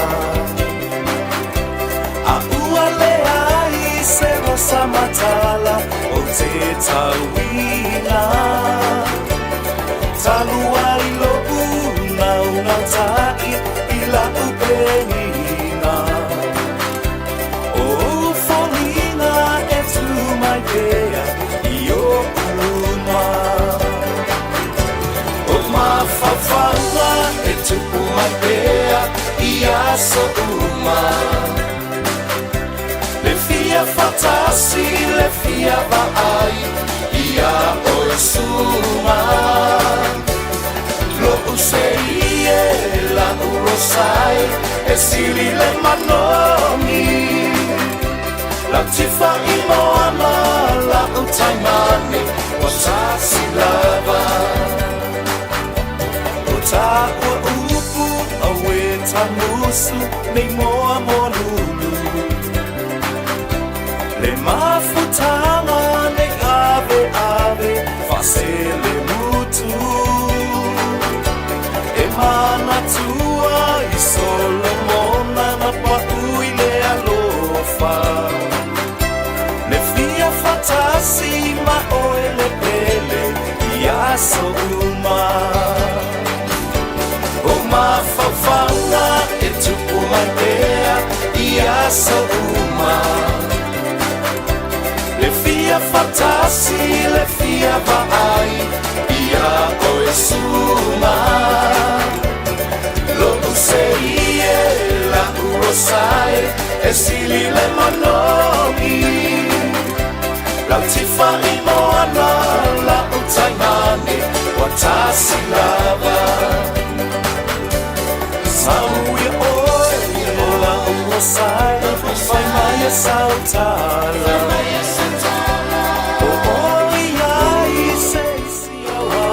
Toi whatalofa tu ia te oe ia malau tautua o lea ua ngā Gagaifo ia o Faiva I le dei fo I ia o uri o lea so lulu ia ma saudi ia tu fo I ia puele pas ale puele pasi o lono vinga fo I ona e kaukuli moe kwa le ilungo o le awala ai au te tautu ni moe e tele ia vaenga ta ua o le au o ia le tatu taladoa fo I le nei awa uli ua ngā Gagaifo tō Faiva alo Filima I le nei aso. E le whasisi langa tā ua le nei langa o lea sa manatu tangata o le whono fo lea le tātou a inga whātua tua I le atua Samoa ua tasi. O le a whaia I le oats ai le ai. O le whasa onga le nei malonga longa pui ali ia tuai ia uso matua whawhine o tupu whai mai e whale tua matausi le lo le tātou a inga whātua tua I le atua Samoa po o le Fast Supporters Group o le awhaia le tātou whono mai ia to nai I le aso sā aso nei ia o na tātou whelua I le maota o Samoa after I lau fionga le konsula I le whanga fo I o le maota o le atunuu ia ua kuai ia lo mako ai ngai solu sa paki a kasi le bea ngau uma to nai ia uma masau ni ngā lotu tātou whelua I eile ina ia ma tātou whasoa fo ua tele nā lua tātou tickets ia ma tātou lau ai awane I ngalo ia toi o le tātou ticket le nā tau na wha popo mai a tātou se leni I le aso wha o ke topa se temo ke topa le aso wha o topa ia sei tātou whelua I pe ia I le aso sā aso nei le maota o Samoa I le tā o le wha I le afiafi mai ia saudi ngā lotu mai a tuai fo I matonai ia matali ngā sua tātou whelua I le ina ia ma whamanatu pe I le atanu wa I nisi tangata o fia mana o bia tātou tickets I le taimi le nei wala au ia le tamaitai ia le asi courts I le o lua tasi o valu tasi lua lima lua o fitu o lua tasi o valu tasi lua lima lua o fitu ia pa o le ftalenga tupai Macheta Sanft Levi I le o lua tasi lua iwa lua tolu ono o tasi toi whafonga I le whaitawina whaaseina o le numera le nā o le toaita ia tupai Levi o lua tasi lua iwa lua tolu ono o tasi ia le nā whaftai atu I o tātu ainga o le tātou ainga le tai. Toi tasi le tātou laulau le toi. O le tātou ainga. O le whātutua le atua Samoa ua tasi ma le tātou i tū malo o whaleata le tasi. Ia la whātai na ua luatu uma ia tātou laulau. Ia ai o le wha ua toi tātou sanga mai ia isi tātou uso matua whawhine o le tātou i tū malo whaleata le tasi. Mai whamul mole sa vea. E toi mana o mia masisi tātou laulau. Ia wale lei. Se i o tātou o ia i le aso sa asau nei le tau le tū lai wha. Ia, ma le tātou whanotanga le na i le maota o Samoa. Ia, mo le tātou was whanau. Whailunga ina le whātou sanga talu. O na whaeina le vaenga whaupwhai. Nā e whaafongwhai lai le pa ia maulunga le tātou tuno.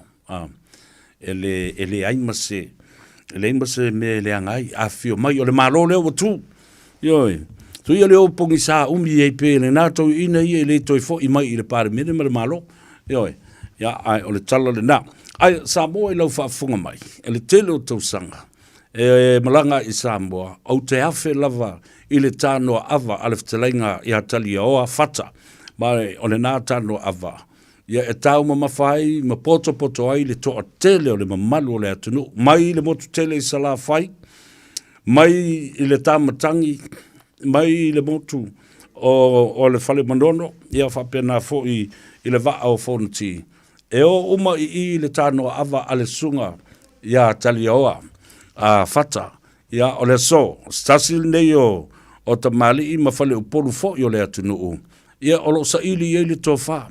Ma le whautanga, ma o loto lo toi fo i te tonu o mea whai, a nuu, a fio anga, i tu ma lo, whaamsinonga, so o se mea, ia, o le roa whapenawa. Ma le anganga whaalalo i lau sunga, a tau sa mau, te leinga tali oa, po lau sunga whata, ia, o le, o tui o le ngātoa i tele, ia, malu tui sa mau. Malo le soifu mruia fatalo fatu ma le nganga faaloalo faafetai le nei lau ma fai ai ona ta faafsanga i ma lau lua fsil fai foi ia ma ta fasoa i le so au faafonga ma ta fai foi le tunu malo le soifu mruia i lau sunga fata i pola vitalenga talioa ia ia le li i lonanga le lei fasoa ia i lau fionga savea ia po le sunga fu i le atau ia ua le tau ava neina o le nei por kalame mātango fie ia o lo whapeona mai moa whaafonga ia i tawhai fio le atunu ua ele ngate leo le lalolangi e o whalofa mwhatalo what mātou nei o le mātou te i nei le ava tu mua mapule o le lofia lea tu mua mapule ia i le maketi funga le nei ia o le ua mātou whase e mai whaf e ile taritonunga ina ni o mātou waluloa e tutali ua e po e le tapo inga mau a Samoa i ona au se i o nei Liala o le a whatalolo sa mawhainga o paia mamalu a wā tama mainga ia e whapefo i a inga maulatu tama ia e whapefo i le usonga tu mua mpule i tu au ma la tau a inga li tai ia ma le wa au fonti o le a whata lolo tūlanga i au au te le wā ma malu o sa ma whainga o sa mua mai o na au se i o nei ai o le a sunu tonu lau o le fō ma tala ma so o le fō e le tau tai i se li poti a o sina whasoa ia e ala i le nei tu lau le fiafi o lo laitu sa watu nei ia i le nofuanga lo ia le lofi tu mo mapule ia o le lofi tu mo mapule a savea e mātou te tau tino atu o lo o whapea o na auto wa ama ye tupu mo tamali o le atunu wa le ngate leo whawhenga tau langi Ia ia le ngate leo tu le to o awhiwanga o tu le to o aing ia le ngate lea o le usong ia o le whaso le nia fia ia o le mautu whatasi i manisi fo i o whaiaonga Ia le ngate lea ia o nisi o lo whapea o na mautofi tonu tātou whainga malo. E ale lewa unanga i so se matata. Ia, o le taimi nei i funga le nei. Ia langi le lei le fiaf. Na dilo. Ia Malo. le li le ai a se pea o fativale le nei fiafi o lango mau malanga ta oto le lei. Ia le safo lau o le si o tātou watunu o Samoa e ala i se li poti o lo tu sa o inatu. Ia le maketi funga le nei. Ia, o se li poti nai lau wafionga sa vea o le sunga fo le ataua. Alo whaftai, talai pa uwe le sunga tui sambau. Ese langona ma nganga fo le pe amatu wanga i atu i Samoa. Pe sa me fifia, sa vali atu matatu whelai. O whaisi umi tele o le alo fisale nei o tō mō mapule tali ose i tala. Le ale tausanga na matai, ma whaatino o wana fo i ma lau lua ofisa i au tawhane. Olo ua ngai o tu fo i eile atunu. Ele ngata i le lofi o lo o whea ngai ma lau sunga whata po tali oa. Ia a o taftawhane o lo i ai ma le tātu ofisa o lo ua tapena i fo i le tele o tala o whaamsinonga whanua ma swafa ma mata upua. Ala le umi o le alo fisa le ai i lau fiong. Po lau sunga. Tu sa mau. I le sunga pa ule a taua i a por saunoanga sabe. O le lofil nei wa savali le toru tausanga. Ia, toru tausanga o le nganga ia ma le whamoe na afuai o na wao manongi o le lolo. Ina ia whapeo na uto waa mai la tau fo i o lo whapeo na fia maua se soani ale le whaasoa i le nganu. Madila. Ia, na afuai le nei whamoe. Ia ua mafuai o na whatino le nei whamoe o no le nganga. Awane i ngotounga le sa o le o lo iai le mea lofa le tua. Ai ao na whasoa i le tupulanga i le ngata i le onisi foi o suafa mata. Liela. Ia e le o lava tāpena. Ai le ngata i le. O i la tofu lea sa pauina ia onga. I le ngata ia onga so o mga luenga. Ia sa le aise taimi o le tua i o le tama ia le ngata i le oritina o le ai. E tutua lalo ma fatu titi. Madila. Ia e ala i le taleni ma le mea lofa le tua e tu fasolo e le anganu. Ia o le tulanga fule na sa e se to fai i le susunga ho i le atau o le sa. Ia o lo ma valu. O le a whatulanga se office. Se office a whai malanga mai tupu matamali i le ngata i lea o le lavaloa o Samoa e ale ngase po ngale malo e winga i tala o whamisno. Ia e mapu mai le angatonu a tūmua mapuli. Ia e whaataritali e wā taimi nei sa vea e leo ngau le office. Dilo. E leo ngau le office ai pe o le alofi e tūmua mapule.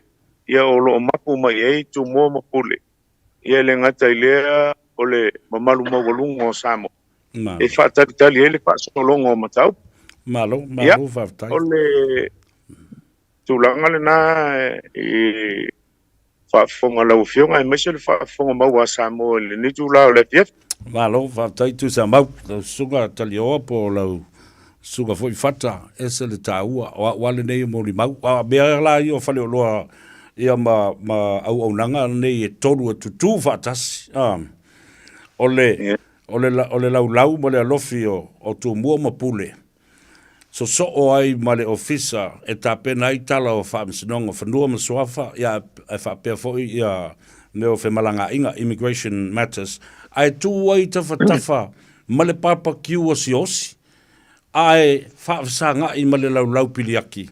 E tumu mai i ai whaipule ma isi foi tupu mai o le atunu ua malo lo mai o lato Faiva. Lesi mea lena u whaetua nei lau sungatali oa. O se nganga fia ma le whanga e tia au te tau nuu i nā o leo ia le lau. E le whafonga le maota nā te talo ina ia ma ma fofonga ina le fono ale atu nuu a o le i usuia le fono le palemene le fionga ia po le fitelinga fo ia savea ia moni ma famau o le ngā ia ma le awaunga o manongi o le lo o le ato i isa mo o le tato wolof le i whatinoa le tato awa le tai au mo mua ona whatino le taulanga le angai e tasi o sali lesi ina i ato ai pulu whangoto le sa fulau o le usonga atu momo pule ale le lof na dielo ia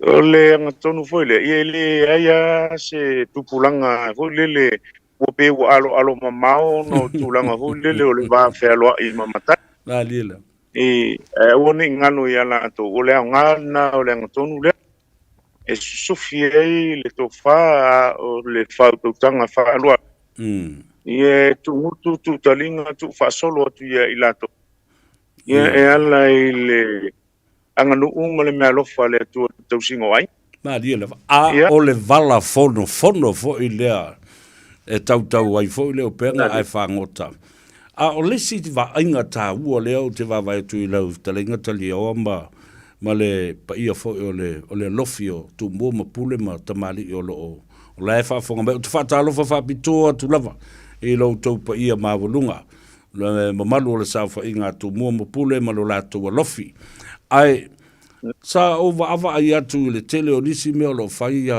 wa vea fo i le lofi le o tu mua ma pule wa tau tā pena ai fo i o nisi o manga o lo o anga i atu i whaara velave o lo whaatino e mana mi ai i le au manga la le tā ua le mele na e fitalaine i ai ina ia masani e le tupulanga o nisi fo i wa matai ai le i lava tā pena i upu o le tātu o tunu uma le vanu nofo ele leina ngana malama le vala le lau sungo le tau po lau ke mo poisa ve o le me mana mia if you was ili i nisio maftanga pe iai se maftanga e mawhai ona tala ma whaasoa le ngano ia o le tele o maftanga e tiu mawhiwhi e le tiu matata o le nganga ma le whamu mo le nei porkala e ala i o nā wao manungi o le lolo i le usonga tu momo ia o le o tele vala ulia le malo ma diela telefoni vala ulia le kalesia ua whaunga antu iei le maulungo le lofi ai mai so le usonga ia ua o le fifianga na ai le loto o le amana ia ua i le ese atoa fu i le lofi o tu momo pule o le nganga ia whapeo na whaaso atu le tomai o le mea lofa le tua i uso fo i elenga i uso i matai ia whapeo fo i le whale umanga o le tele fo i o nisi o matai lo whapeo na uto waa mai i le nea lofa ia o lo tu fisi o ai le whalupenga o lona nu o i matai mai i le mana ma le skila fia o le ngā luenga la le nā loo whātina. Ia i loa le matai lona whaasino manga. Ia i loa le matai. Ia le whalanginga o lona awhio anga ma lona nu. Awa o le telo matai fo i le ua o se ei mai tono le lof. O mai tala i ngafa o le atunu. Ai fisili atu le loto i whale. E le ai ma se me si le fia o le loto i whale. E wa apa e toli le ulu tau mama. Ai ele ai se vai pa no lona fiu anga mana mai ma le fasu no manga longa matai malo por nga luenga la no le fatino tu nei ele lo fiu tu mo pule le songa ia nga ia tu ia le faso ia ele ngata ile faso mana ma le manino le sunga le ata sa se yuli fale fanga fo i pupuoli i Hawaii lave. Ia, o le te vai fo i o lo whaso atu i le ngata inis. Ia o te le sao, ia ua toi o mai ya ua tele foi lana ma tu vavai ua whaonga nei usoni tonu mea ainga i le whaatinong o so se mea whai a ainga i le ngatai whaalawelave o ainga ua whaonga mai e lo lantou sile i se vai o lo whapeona whasoa Malo, whaftai, sao no, pa ufo le sunga tui sa mau, ese le tāua o le mea ue, o le tau mawhainga le nei, o le a tātala noa lava I vai aso uma lava. Ia, ma so sa ena tu fo I e whaasua lau tau lau, a le tāua o le mele te whitalai ei, I tau langi ma whaalu penga. Mea tonu wa leo na ufia tala noa ilanga o oe o le tula fale, ma le fale o polu to tofi, o tofi nga, ai o le fale o polu fai upu, I le tausinga o le vātangata ma le vānonofo o Samoa. Se fulu ma le ono, tusi whaalu penga o o taape nei ma li po iai le atunu watoa. Le ai ma se tasio nei, e o lava le malo, e o le ai ma se tasio nei tusi whaalu penga, ua taliaina pa pasia whaale tula fono, I le whaamisinonga ma le tula fono, ia le sao la tō taulangi ma whaalu penga. O lea nuu ma lea nuu. Whaamata I te taliaina le pili le nau a mai tono le sunga le pali tele John taima le langi a fele. O le pulesili o whaamsinonga. Whaamsinonga uma le atunuu, ma whaamsinonga lo I tono Samoa. Whaamata I te taliaina taliawa, po le sunga whata. Le tatau o na pasia wha le tula fono ma wha mawina lo. Ia whaalupenga ma taulangi o lea nuu ma lea nuu ma lea nuu. Pule la tau lea po anisi me whaapopo iai I le loto I whale lava la tau ia. A o whaalupenga na ua I loa ai e lea nuu ma lea nuu o mea moni a mea o le whaamau le tusi whaalupenga ma le whaamsinonga. Tali ma le anganga whaaloalo. Umale ale sa matar seminao iai. Ia. Sa whaatumu fole pepa ma ave alo I tali atua I. E ala I vaenga taitasi o le tula fono le ato teu teu. E mol silfia le ataua sabe. E mai ai le vaenga maina o Samoa. E le ai ma se whaalupenga tasi wa le stala whaatula fono. Ai, le ai. Ono mafuanga. E ofo I ai tonu le tula fono le tasiva valutas. E le ai ma se tula fono o loo whaata oto mai e tua a fo I mamatua. E ono tano fi ai whaalupenga o nuta tas. O le afuanga fo I le na o loo lango ma le se laupa sene o tu inatu I pili lewa toi whaofi mai. Ua tatau ona tango fia le whaamsinonga e ala I se tula fono e whaavaima.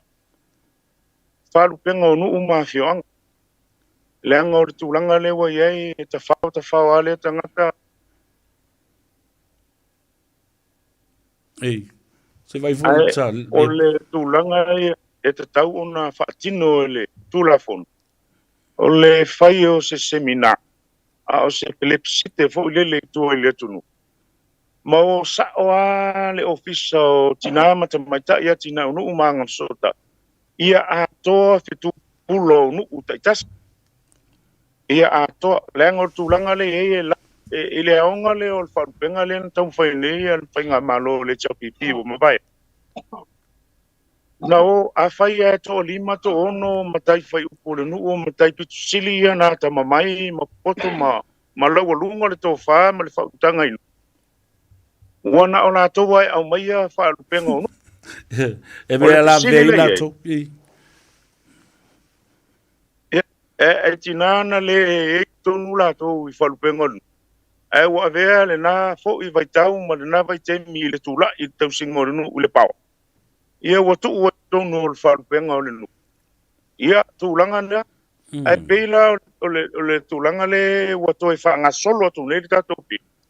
Se laupa sene vi ia le li. Ma dila. Wale nganga mune.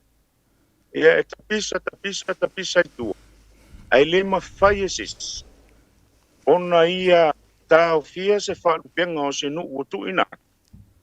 I le whaamsinonga o whanua maswa. ona la o mafuanga tonu ia na whailoa ele to ilu longo pilile. Ele ai se tu la fono e mawhai eina tango fia ele whamisinongo whanua misua. Whalu pengo nu. Lea la ua whato a whaasavali le pilile. Lea la lea o le se laupa sene o le lango ia. Ia whaata oto loa se tu la fono. E mawhai ai ona tango fia whalu pengo nu taitas. Malia la. O le tūlanga na save, tūlanga na lewo tūla i mene, ia, a sisilofo, ia, tele e kalesia, ia ele ngata ele me putisi, o le lamo sa, le e tus wharupenga tua, ia e whai mai lisi matai, tus wharupenga sa wale, whai mai lisi matai, o tus wharupenga sa wale, ia e o fo le tusi len, pena il fale ulua, a o tūla i mai tolo fua, ia, a tau sisile na tus farpen ya wa nga ile e o atu le aso le o fatata no ele a ngo farpen ai ya o atu tangata no ele ima fai pul o atu le sivai e te ele farpen ale la fa ai pengata ele ma fai na fa urun tar sanga le fam sino ngo fonu msua e ilo ai le sa o farpen ona ele se tu la fa ia ina manino le ile forsanga pali I tama le langi le acha. Yeah. Ile panga solona ole pili ia le wa ilo ne. E le aise le wa sila ia ile. Ole a fai se tu la fon. E ma faia. Ona tango fi. Ele fam sinongo fonu msua. Ia fa lu pengo a fionga minuta jas. Malo. Ya, tali tu le lo. Iongo sa Whaftai, I le tāua tele o lo whingalo le mata upulea ina I aloa ia. O lona winga la, e sea ia murumuru ngā veve fo I le I te tonu au le nuu ia malo la tou I fo I lea loto I fale a peia o le upu masani, e se le anganu, e se le tūmanga I whanua, a whai o le nuu la tou ia, le umanino la tou whalupenga o fetu pupula ia ma upu sao I o le nuu, e te tau na wha mawina I lalo o le tula fono fa msinonga o leo walo ia fa maula mea na wa lisi mea leo tala noa tuaine ua telefo I ina ufaitau ma vava ai pea ma su e uma I ia tusi whalupenga e pei e faulinga mai ai na o maota ma malai o tupu ma e mata mali o lo o wha ingoa mai tonu alala le mea ele alai ona mai ei mani lawa fale upolu o tofinga ma fale upolu I longa le tino o tasi na me le misi tonu tusi whalpenga ia na whai nei e se furuma le ono ma se furuma le fia ia dau se to wha I lau fio I lau sunga tuisa mau ia tali atua malenga whaalo li whafonga le mamalu mawulungo Samoa o le mea moni na ma le ato toa fuli na o le tula malona o le tula fale malona lawa fasino iai peita I ua tuu I whalupenga I le au au tele o le au au tele ua au mai na o mbauta ia male malai fono e sile fio le malai fono ele o se me fasino I se matai se totas le tūlanga le I matai tula fale. E tofu lava le tula fale tau o le fio. Ia, maona lawa. Malona lawa. E alalai. Ia, tausi fo ia. Ua malama I fo I loto I fale o le fio. I vaenga uma ia. Ai, o le tūlanga le tuu le te lenga I sila mamai mosa vea I tus fal o lea ua tuu I le au te lenga o le au te lenga e pei o uru whanua I o le awhiwanga le ua tuu I uru whanua o le awhiwanga e pei o maota male malai whonu tauna na toi sila to toa ia tofu lava le matai fale upolu matai fai upu matai fai taulia o lo ta oto I whalupenga o le awhiwanga o na taulanging malona lawa malona lao o le lawa le ia e faasino i lea tulafale ma lea tulafale ia e faapea foʻi le mota o le mota ma lona tuā mota ae pe o le tulaga na le ua tulaʻi meni i tusi faalupega nei ia e na taoto mai ao ma oto o le isili saulo i lalo foi mai malae fono ia o le malae fono lena ua taofaʻi uma atua ma nisi o matai faleupolu i logo o le afioaga ae mo le silafia e ese nuu ma o latou faavae e leʻi le se faleupolu i nuu taʻitasi e le tāua o lona lawa e iai le tāua o lona lawa e iai tofiga na tofi ai le lawa lea e iai foʻi le galuega le tulafale le faatino ai lona lawa a o na lutaluta le tai i le afioaga wailoa la lawa e fonoi e faleupolu wailoa foʻi ma ota e faafaletui ai tapaau mai ae o le tulaga le ua ia o lea ua taʻai faafala ma tuu faatasi tonu le upu malae fono lona uiga o se aoao tetelega le ua iai o se aoao tetelega le ua ia ua tuu ai luga i le aoao tetelega ae ao o le upu faalupega o afioaga taitasi ia talatala faalupega o nuu taitasi malia malo paafetai tāua tele le tāwhaasoa i le foi tū ma le tātou wanganuu ia ma le whanonofo foi. Ai maise o le amana ia o tulotoa o le atunuu, ai maise o lātou lawa fitalai. Awa a puri e a whapena e o lava i le whaavau a mene tātou te le malama e maleilo ai alana o tangata o le nuu. Ia au nisi foi teimi e le malama tangata o le nuu le whaatulanga ina o ai tamali i le maunta lea, aba le feo le whanga mutia o le malae lea, o lo whaasino tonu iai ia le whaupunga o lea. Ai, whaafitai tele le tō whao, le nāe tau te langolangoina ia le suinga lea le ai nei. Ia ma le toi whaia o se tula whono whai ai o na saunga le mu, ma wha mawina wha le tula whono ia taulangi, ia ma wha lupenga fo ia nu. I pili e tolu le te whaafafonga tune iai o le aluanga iai le teuteunga. Oe o le si tula whale, ma le si tula toa whaamasino so o iau mea sina, alou a inga ma lou.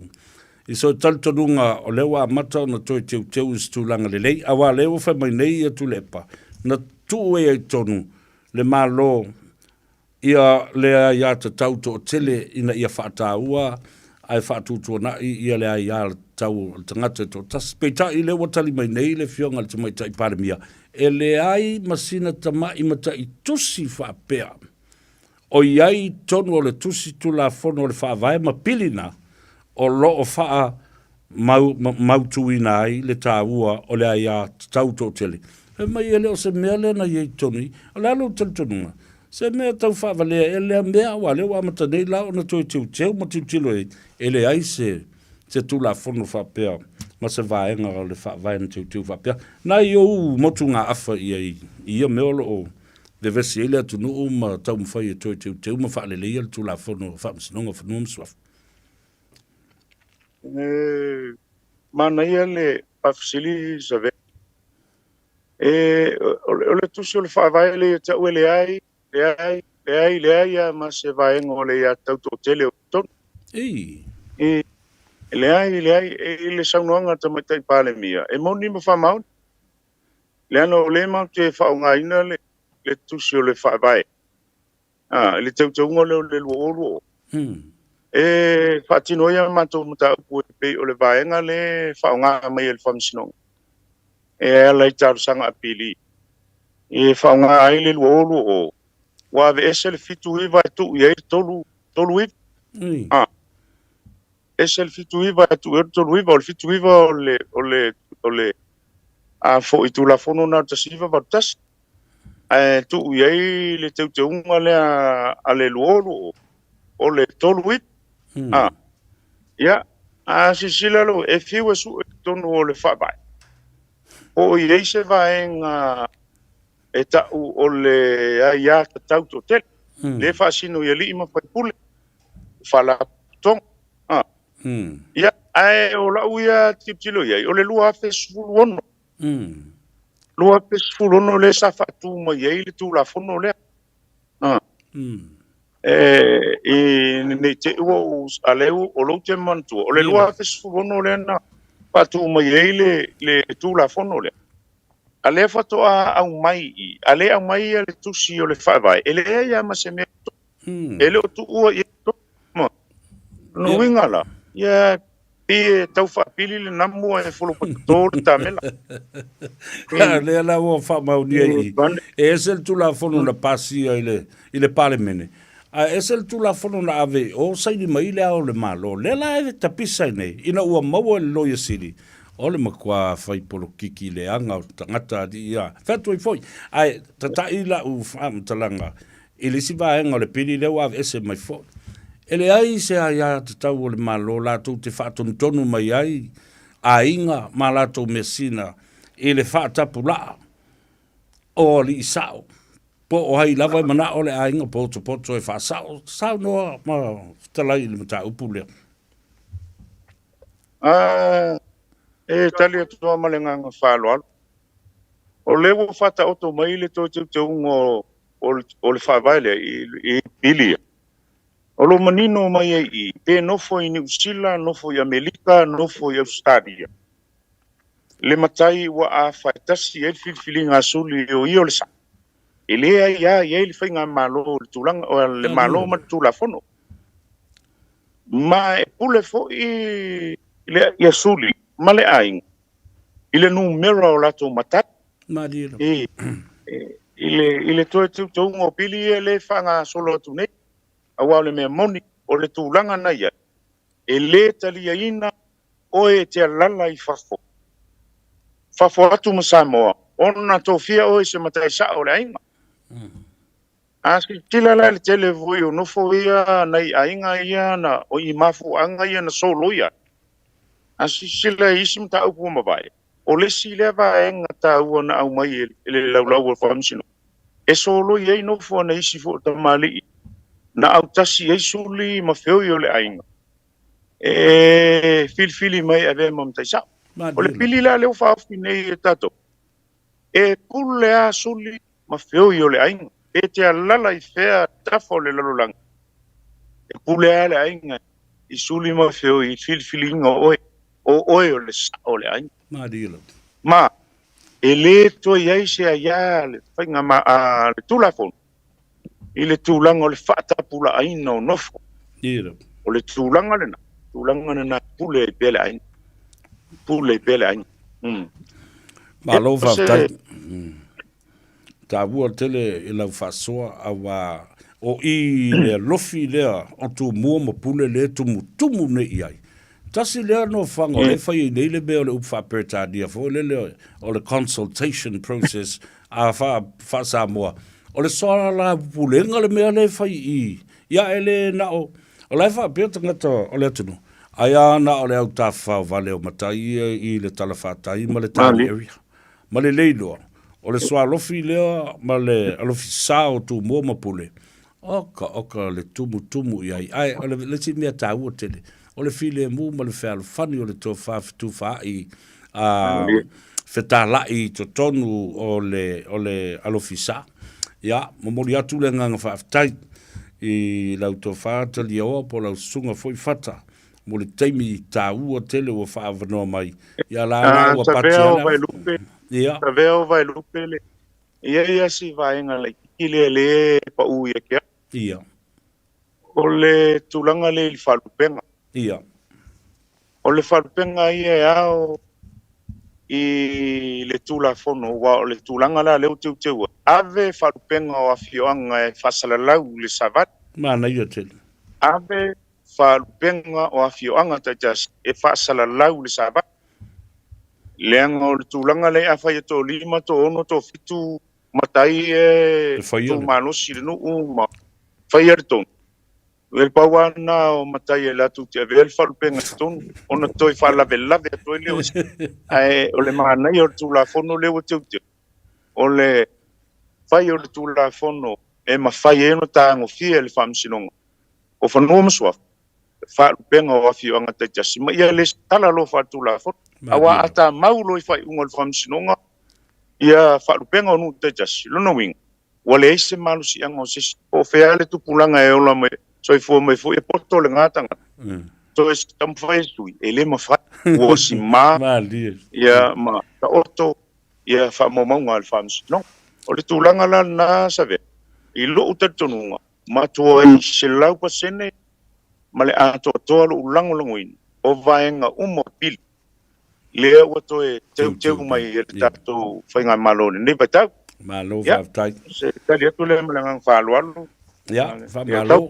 malo te lai pa u fo le sunga tu sa mau ya tu yo le ngato i tele ile dei fo i a wa uli le Gagaifo o Faiva ma le Gagaifo Faiva le atunu awa o le vai so bumbu le dei wa fa vai dai le nei por kalambe ma fa ma wina le tala fa so pito o le si fonga o Samoa le a todos fulto sanga le matua ya ma se fo ile fa fonga mai le lalo langi ya o mfa yona ta pai ma o le ai pea nei fa mau maunga e o le fa vau ya ma tala fa so pito fo i o le tala talanga ya ma le ta fa soa ile nei ya la foto a mai sau fa mlianga ile tapo inga ale atunu ia manisi fo i o ainga matau ainga o lo fa fonga mai matapta po mai le tapo kalame a wa ole a fai pe le nei por kalame ya ale a taf so tai pe ma le fa lo tu sa mau ne fa leo le ngang fa tai le nei tu la le fiat ile fa fonga tapo i mai ya fa awa i tamasa o le o lo fafalele malu ma fafale tuluia tafa fio Samoa ma le lolangi fano ni manu o wa sio tatu watu nu o Samoa ma le fainga malo o folo fam fatalo fatu yo to pa ia mo to malu ya le anga o to fu sino le tala le ya ile nganga o sama fainga wa Samoa yo na wa tele se io o yo nei e fatalolo le fatwa in tausile le song ya tu mo pule ya wa le lato fatwa in taus au le nganga ma le fa mo le faso ma tu inatu tu la au fa manuit ya le se vai ya moniale me moni le malo si se me mon le wino le famtalanga sabe yelo se le mana yo le fisianga o le loto ile nei por kalam tai awa o le tele o le songa tu mo pule ia se stai mi foi mo so la to no yelo tu le to le tu no ia fa so tu ai ia tu langa o lo fa pe tu pu i dato no yelo ia mulia tu langa fa tai tapo inga Samoa ya o to sama fainga ya lunu watu fatini o to sala ala fo se fa fonga se wa le wa taula ulu to fa fong ya le se fa so ele ni por kalam yo le nganga le na ya mal fu fanga na o to oto yeri tato fainga malo via le li ya o tongo malama tai ta fo menino lata ya ele le tato fainga malo tu lai ma ya ele po mala esa ve adilo ile sanga maya male tam fainga me le fainga malo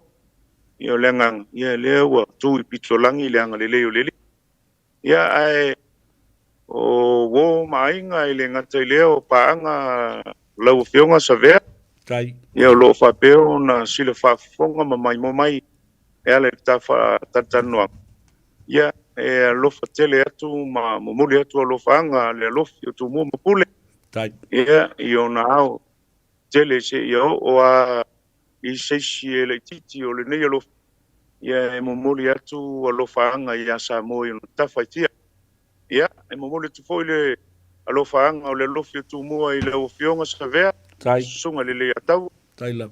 Ia e ala se avanoa matango fie. Ia umu fai no tu ina mai e mātou te whasoa tua i ala i Pokalame i le Radio Samoa. Ia o le tāno ava. Ia ma le tamalo sa vea. Ia ole whasoa atu le na. Ia e mo le toile ngā whaftai o avanole au mau. Ia e sa ilinga tā. Ia e ili te au tau o lo whapea o na o moli atuai. Ia lei se vai o le songa tu mo pule ale le lofi. Ia sa mātou tala na. Ta vea? Ia. Anga le lei whasole li. O atu te mo whai. Whapea la vasinga. O le nei vai aso. Ia au ma le tua e manu i e mea uma. Ia sa mātou tala lea. Alo tele atu sa vea. Ia alo whatu fo ile. Tau Pokalame atoa. Ia ono Yesu. Amen. Ia, whamalo, whaftaitele saudoa, miftalai fo i le sunga tui sa mau. Whamundia fo i le tua i le lofisao tu mua mapule. Whamalo, whtalai, hai le Faiva. Ia, le o ngā ngaifo tātou Faiva. I le nei fo i o ngā tutonu le vai aso. Toi 5 minute o na tale o le tūlai ono. Na ia tātou whaasalaunga. E tau na whaaleo mata, ia au le taina leono, mō tātou telefou i vai whanua i le ngana Peritania. Ai wane ngalo le tātou ofisa le nai Samoa, o tau uma o lo o iai, whaafita auli, ia ma whaale mautonu fo i le tūlanga o whaamsinongo whanua maswafa, wala au le telefoni, fitu tasi, fitu tasi. Fitu tasi. Ia, o le telefoni le na o le tangaloa, la vea, consultants, land and title consultants and immigration services i to tonu o Samoa, lata wawai, o to tonua o le tātou maketi le na aliki i fungalei, o lo o iai le ofisa le na tangaloa matua, la vea, consultancy services for lands and title issues and problems and immigration. Tu oi taftafa male alofisao tamali i. Tu oi taftafa male fale ainga male barbecue o le tuli au pu le atunu Georgie's Barbecue. Waila su ngofie ya. Whaile tātou malolonga tātou toi foi mai i a tātou telefou i vai whanua i ngana Peritania. Alo? Ua na o le Radio Samoa se furulima iwa toru a mo e tautuaina o e ilaunga ngana fitu aso le vai aso. O le Our Travel o lau company e saunia umau tāpilanga mo so se malanga. O le au nanga e tutongi ei pasese faletali malo va ameli cruise mo Samoa male Pasifika. Matauti o le taungofi o pasese o lo o iai le taiminei. A e le talitonu susu mai i le tuatusi tasi valulima Great South Road i Manarua. Pe vili mai le telefoni tolu ivalua o fa o. Tolu ivalua o fa o. E mauti noa nisi wha mrianga wha pitoa, pe a e wha iloa o le Radio Samoa na mawai le nei wha salalaunga, le Our Travel, le tali mo au ta penanga mo lau malanga. O fuafua sau tafonga i Samoa, mana tua le Return to Paradise Resort, e fast full tolo na potu wha apea vile se luas fuluiva, o se falitel malo e whetau le lei mo tafonga, po o wha atasinga a inga. Whaielo wasu tele le whalesa o tāpena ina mo le lua wha moe. E o atu le whase lau tangata wala au lia talia. Return to Paradise na filifilia le toa Samoa e whai malolo ai. Langolango le whalitali malo e umia mga lulue ai tangata Samoa. Tanga iane le returntoparadiseresort.com be wala au lua lo ofisa malanga. A fio mai i le Lotus Foreign Exchange. Mātou te ofoina tuni taulele mo le lafoina o tupe i Samoa. Toi le ai se tau e fesuia ai au tupe mai isi atu nuu. Asiasiane i le mātou la po le www.lotusfx.com. Le Lotus Foreign Exchange. Laupa anga whaatuatuaina mo tupe lafo ma le fesuia ina o tupe mai fafo. 24 hours a day, 7 days a week. Radio Samoa streaming live on www.radiosamoa.co.nz. Ua mawhai o na aura tula Pokalame le leimo o ia so taitasi ona o le langolango malo si le fale maliu a se alo le atunuu o ese tatupu Funeral Directors i Manukau City. Pokalame le leimo o e talo falava. E tawa tele le tangata o na vivi i le atua ilo na ngutu malo na loto atoa. pei ona pese le fai salamo, ia o tau ulu atu i ona fai tatoa ma le vi inga, ma ona loto a ma le pese, ia o tau vivi atu i ate ia o tau wha manu atu i lona swafa. Hani la o pele, sili oe lo loto, o oe o se mata awa i ate au. O le ngangana lava lea ua masani ai o talinga e fonga mai e lo to olua i ate au. O le finangalo fo i leo le atua ina ia vivi ia le tane lana ava. Wa a fai wa tofia le tane a vea maulu o le ainga, wa fusia i le alofa o le atua. O lona winga o le tane a matamayaivi inga o le atua, o na whaasolo i lana ava malana whanau. E fia maua tele le tinalo na vi inga mai fafonga o lana tane. O le tele o tinao te fasili i ai fai mai na ngata lava le peseina i o latou to olua, oni mea le leie whaasanga ia i latou, i le taimi mua na feo a iai, ma se taimi pupu ina wa umo na whaipoipo. Ai o le taimi nei e fia tele whaivi inga o isi fafine ma isi teine. A whai wa ngalo e le tamao na tautala i upu e vivi i aila na ava. O lona winga e leo maa whana le mawhitanga whale unga lei. Oni whai upu le lei nei e whaanga e ti aila ngona o le ava. Whawhitai a ava e ese le manongi ma le maanai o lau kuka. Hani o te alofa i a te oe i taimi umalava. Hani na omisia lava oe le nei aso. Ta o i luma o a wō ma istangata o lau a ava e numeratasi mea uma. Whawhitai a ava mo le tapena ino le ta whanau. Whawhitai a ava mo lo whaamalo si au mai. Whawhitai a ava mo fōlinga la le lei. O te whawhitai i le atua o no oe si tina le lei le ta whanau. E ese lo au le lei lo ofu le nā. E ese lo au le lei lo laulu le nā malona teunga. Hani o te mana oe ave oe whaatawhao nā nei. La ua wā pele, tu ia te au ipu o te whaamamaina ai alu oe malolo. Te mā, e fia maua tele la ua wā lo peseina o na vi inga. E peo na whai mai le whaata oto, e to a tele whawhine a mi o le lei i lātou. A o oe, ua whaasili oe ia i lātou umalava. A vea Yesu maulu o lo a inga tamā.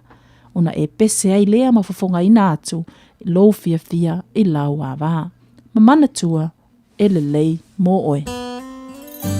O le ese tatupu funeral directors o se fale maliu Samoa o le tali foilea o taimi whengata ona o le malanga al maliu maleoti e mawhai foi ona latu awina atu ma awina mai tino maliu o e pele mai so o se atu nuo lalolangi wala auno le ese tatupu funeral directors i le lua ono lua toru fitu o pea fiu ane ele se fulu mane balu Norman Spencer Drive in Manukau City. Radio Samoa. Taslima ivatolu amo.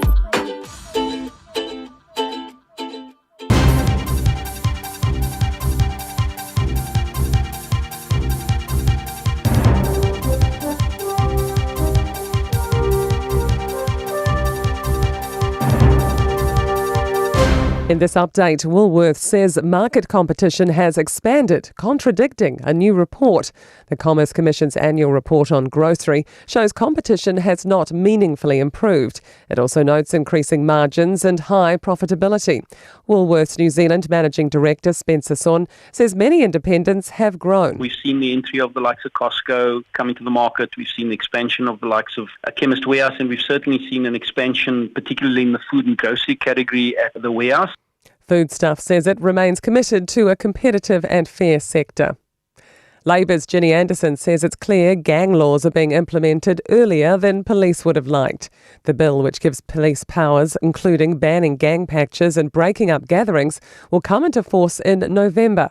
In March, police advised the Minister, Mark Mitchell's key tasks like training and new ICT systems may not be completed in time, but told News Talk ZB work is underway to prepare for November implementation. Anderson says enforcement is still a key concern. There's real potential to create loss of trust and confidence in police if these new powers are not being able to be consistently enforced. Finders keepers may not apply as a young Christchurch couple fight to keep $230,000 they found in their roof. Open Justice report an electrician found 5 sealed plastic bags of cash, which the couple reported to authorities. Police took out a civil court case under the Criminal Proceeds Recovery Act, believing the cash is the product of crime from previous gang links to the property. AUT law expert Warren Brookbands told Heather Duplessis-Allen normally in such cases the couple would be the rightful owners. But this is in a different league because this is a significant sum of money which is clearly up there for no good purpose. And that's news. To sport, and a new opponent for cruiserweight boxer David Niekamp will be announced tomorrow after his original combatant, Australian Blake Caparello, failed a drugs test for elevated testosterone just 10 days out from the fight. Kiwi sprinter Anna Grimaldi believes the Paralympic movement has come of age. The bronze medal winner in the T47 100 metres says awareness of Paralympics have never been higher, and it's fully justified.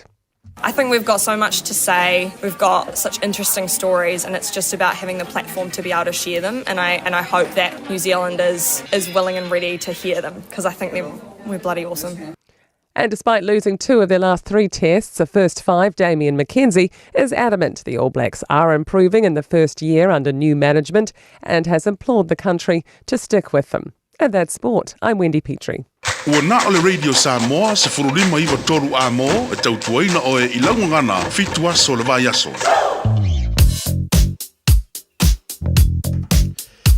Yo e taimi ngona wati la wa 5 minutu bete ene le tulai ono na o fa fonga tun malu tanto atu no se foi fa poponga ya itala vai funua la ngana Britania fa pe fo itala I talonga ya os venga nei reporti ole o ala tele ya traffic report ya alo ala le Radio Samoa fulima I tolu amo ya amesi fo I ala por clame ole Gagaifo Faiva. Pero masani ai ta toma te State Highway 1 no malanga mai nei saute se o tole tui matu fai lava sina piso awala ma toi pisi lava no malanga mai nei I saute se o tole tui matu le tu la ma 2 minute le umino fai malanga limas fulfitu minute le toi malanga mai nei matu I nei I saute North Shore mai nei I Mankau Ile luas fulu por State Highway 20 lo malanga mai nei I saute se o tole tui sifo e lima se fulu minute a olu to malanga mai nei sifo I nei I saute e e fast fulu ma 2 minute ia State Highway 16 por sumo leono ia vai ma nair kilia ma free flow o lo malanga mai nei sifo I anga I Nile City ia a olu to anga I Nile City se o tole tui sifo ia ma to ipisi lava awala limas fulu ma 10 minute le umilo o fainga malanga to titi lava a to le tu la fai le mono sa Samoa ia malo lava no sa I malo fo I tawa tai I le nei fo I so tofi ia o ila so lulu io le aso fao se tema ia mafutu mai pelo ala leo Radio Samoa se fulu lima I tolu amo sistema iluma ma usta tumafutanga ia male faltoia ete vise Ioane I lungo le tanto por clame o Gagaifo Faiva se vainga nas report o ala tele le ala leo Radio Samoa se fulu lima I tolu amo.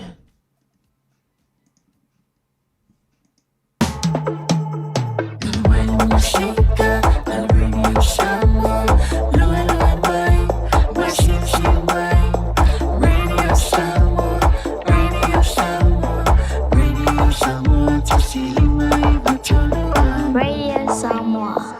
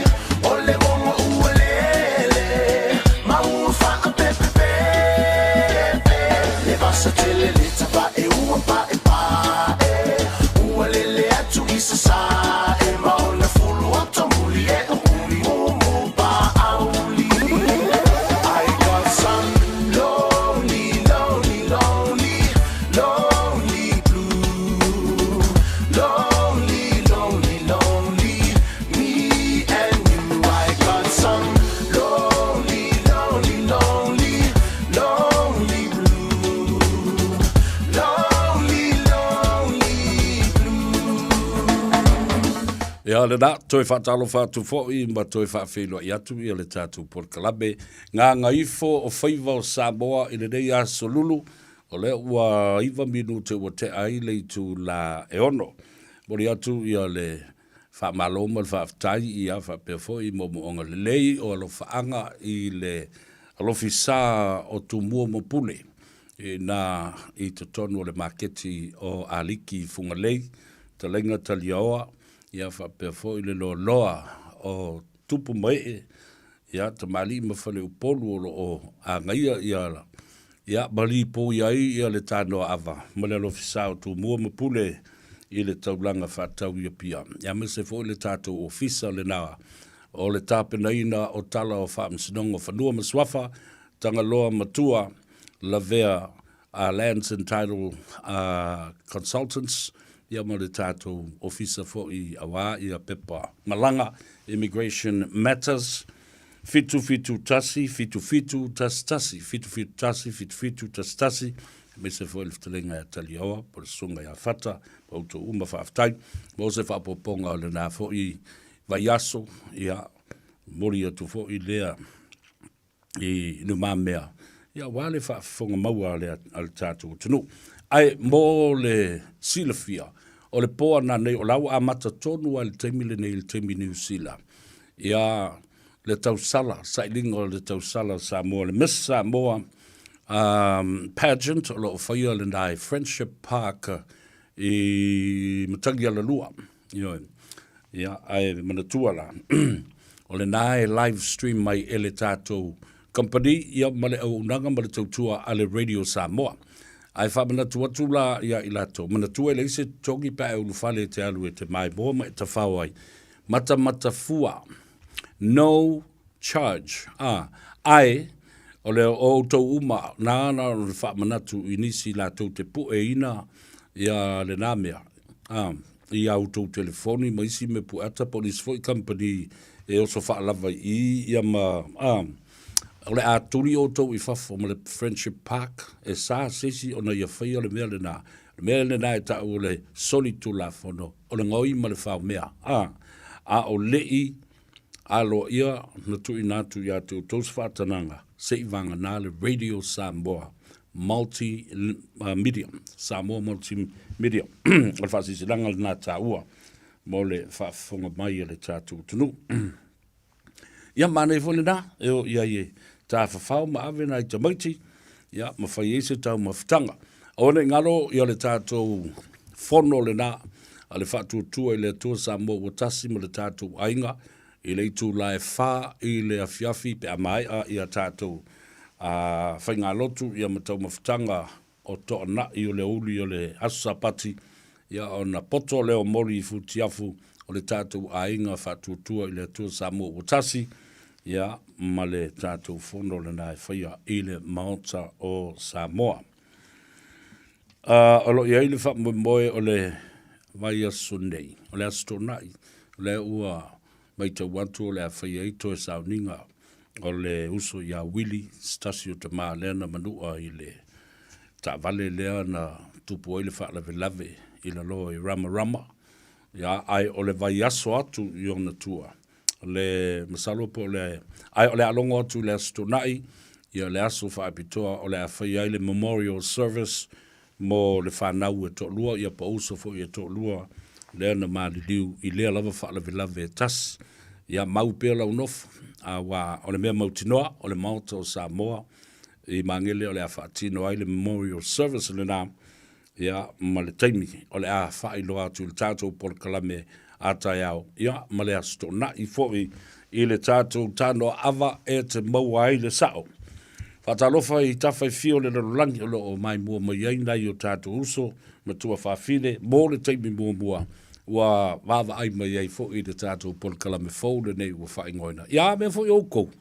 Tau te tau anau, ma tau a mō le pūlenga ma le au whaingaruenga. Whamai e wale lava i le astona i e tasi mo le Porkalame o le tano awa. Ai no whauti a te uto. Tau te usu stai, hold your horse. Tau te ono sai mai. Ia lea la uko o ngei la uko mai. Ia lea la aongo aso le vai aso i lungo TV. Polonga tuai man mafau o le uso ya Isaac. Ya ele o te loa lai mtua fifi Isaac mate va lua. Ile nei e o nanga mana nei tautua fau ngā ngaifo o Faiva o Samoa. O le ua 5 minutu o te aile tu la eono o le feilo inga le nei. Ia, ma le tua fafine foi. Ia, e te vise Ioane. Le sa auto urua i whaafonga i ei le asunga fua. Ma o ia o se te maitai o lo ngalue mo le iuni ua whaingoina i le ngangana maoli e tu lona winga stand up and stand tall. O le iuni o tangata whai ngā ruenga lo ngā lue. Ia, mo le whaasosoina o ngā luenga wheso swani. A mese lava mō tātou tangata mātutua. E au fi ai i lātou lau tausi mai. I lātou o lo o le whale mai. E o lava ia i lātou o lo o kukaina. Ngā tau mafa mō le au mamai. Ia o le au toso mai. Ia o le au ave ambulance. Ia o tangata umarawa o le au wha mama o cleaners, staff, kitchen help, caregivers, lātou uma. Ia o leu whaatasi mai. Ia le tua whine ia e te vise Ioane. Ia malona sao tā ua. Malona sai fua manuia e te vise. Ia a whio mai e le tāpura kalame. Ua ngā Gagaifo Faiva. Ia wha malo fo i a te oe whai le Faiva i le nei aso. Malona sai fua manuia. Ia whaftai lava. Na vea mo le awa noa. Ia malo fo le sai fua lau fionga o Saveas. Ia tau Savea e whape fo le e whafonga. Anga male mai moanga Samoa lo mafutama nei po kalame ia malo le saifua mau malo fo tawata alo fatai o te pole ile vea le nai au tafa le whaupunga for age concern le ai e le na o le age concern e au fia umai a le tele o ngā luenga a i la tau o lo whaia lea fiso swani ma lea foi au nanga ai nā mailo waso e te vise ya malaya lava le lo fale li il telo o le ia so sa o ngalue mai le ofisa i Alice Lee ona o lo i nai samai tsai o tsa masanga luenga o lo o pesoswani ai e pasin sino ngalwenga ia ma telefonia so sa fai ia just to Singapore o to si fala wi lo isi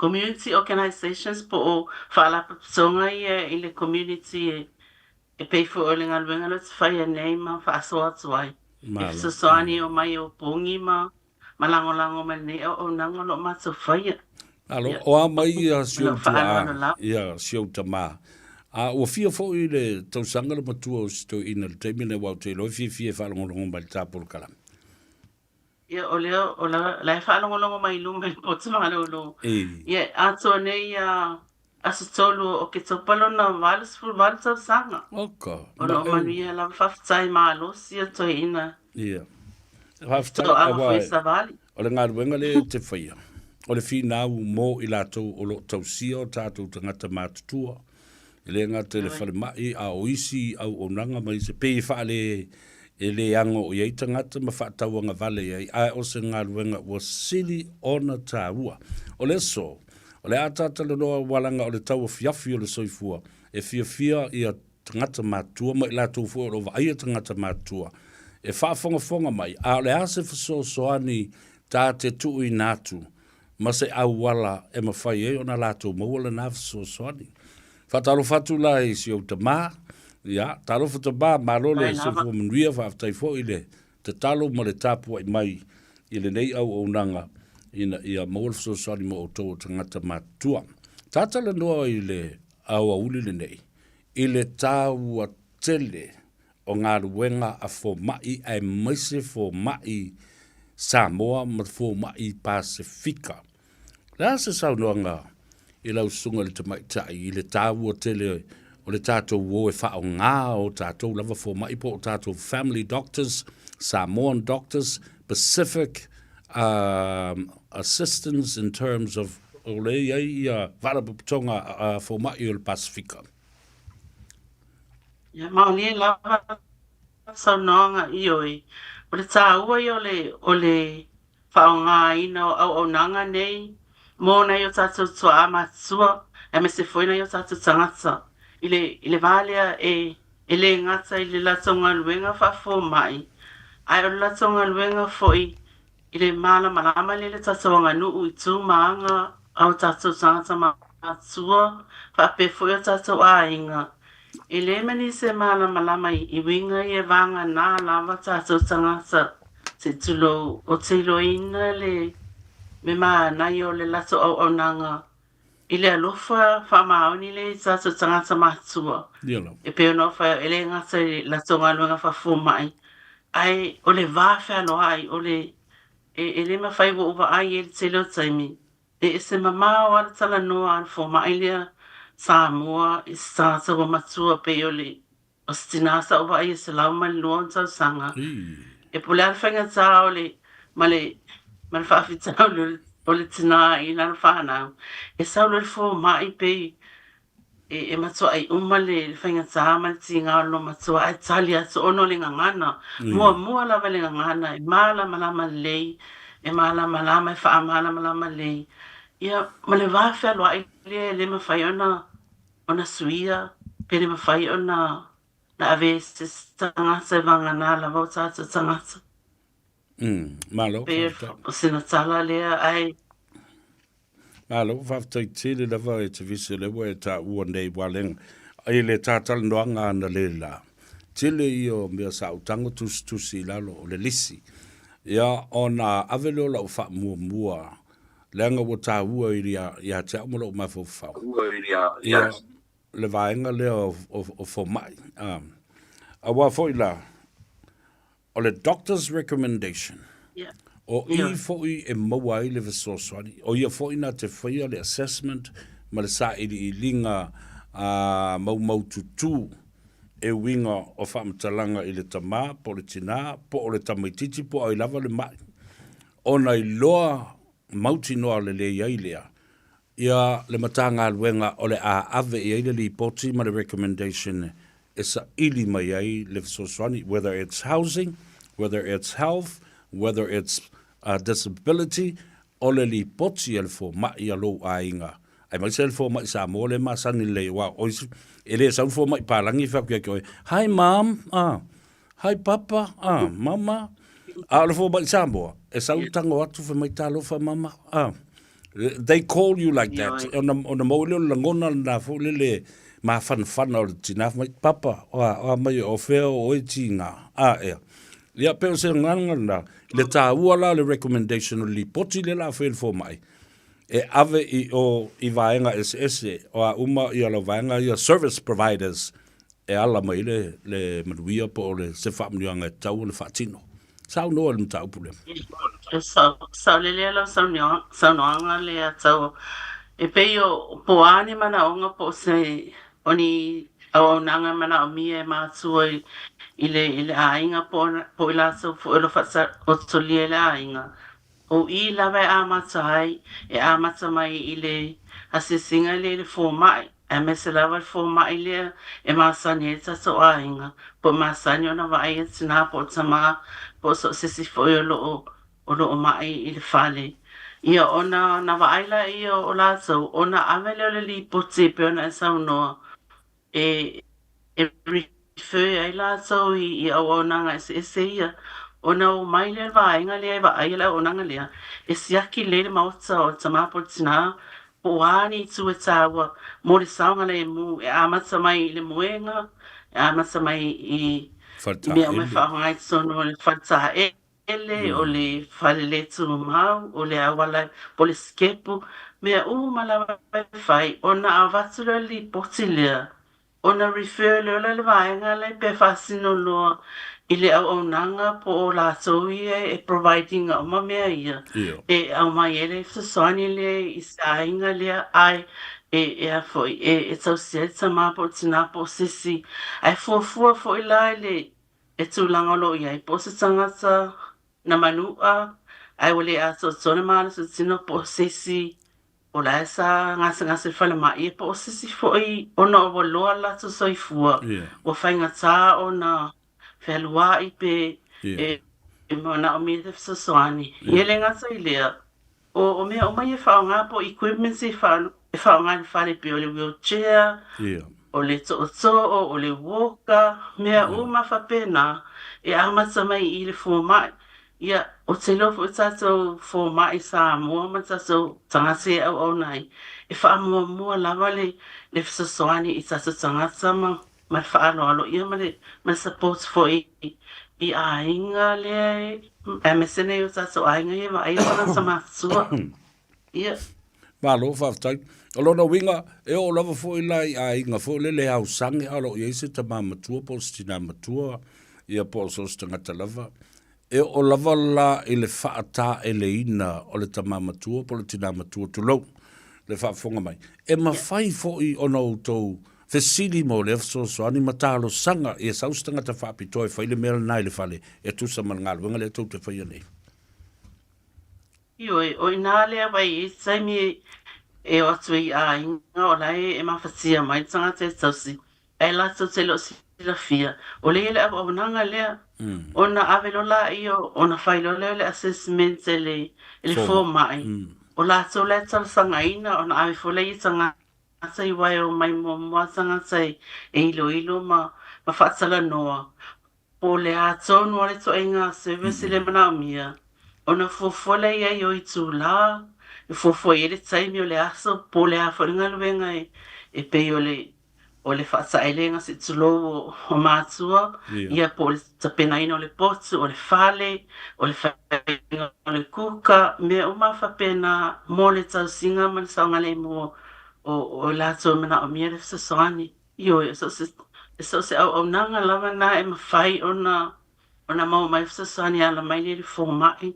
E me se a formai e tato a inga e tausi e tu mauma ma whana le mawhatanga whaingo fia I fo iona na mawaia au nanga.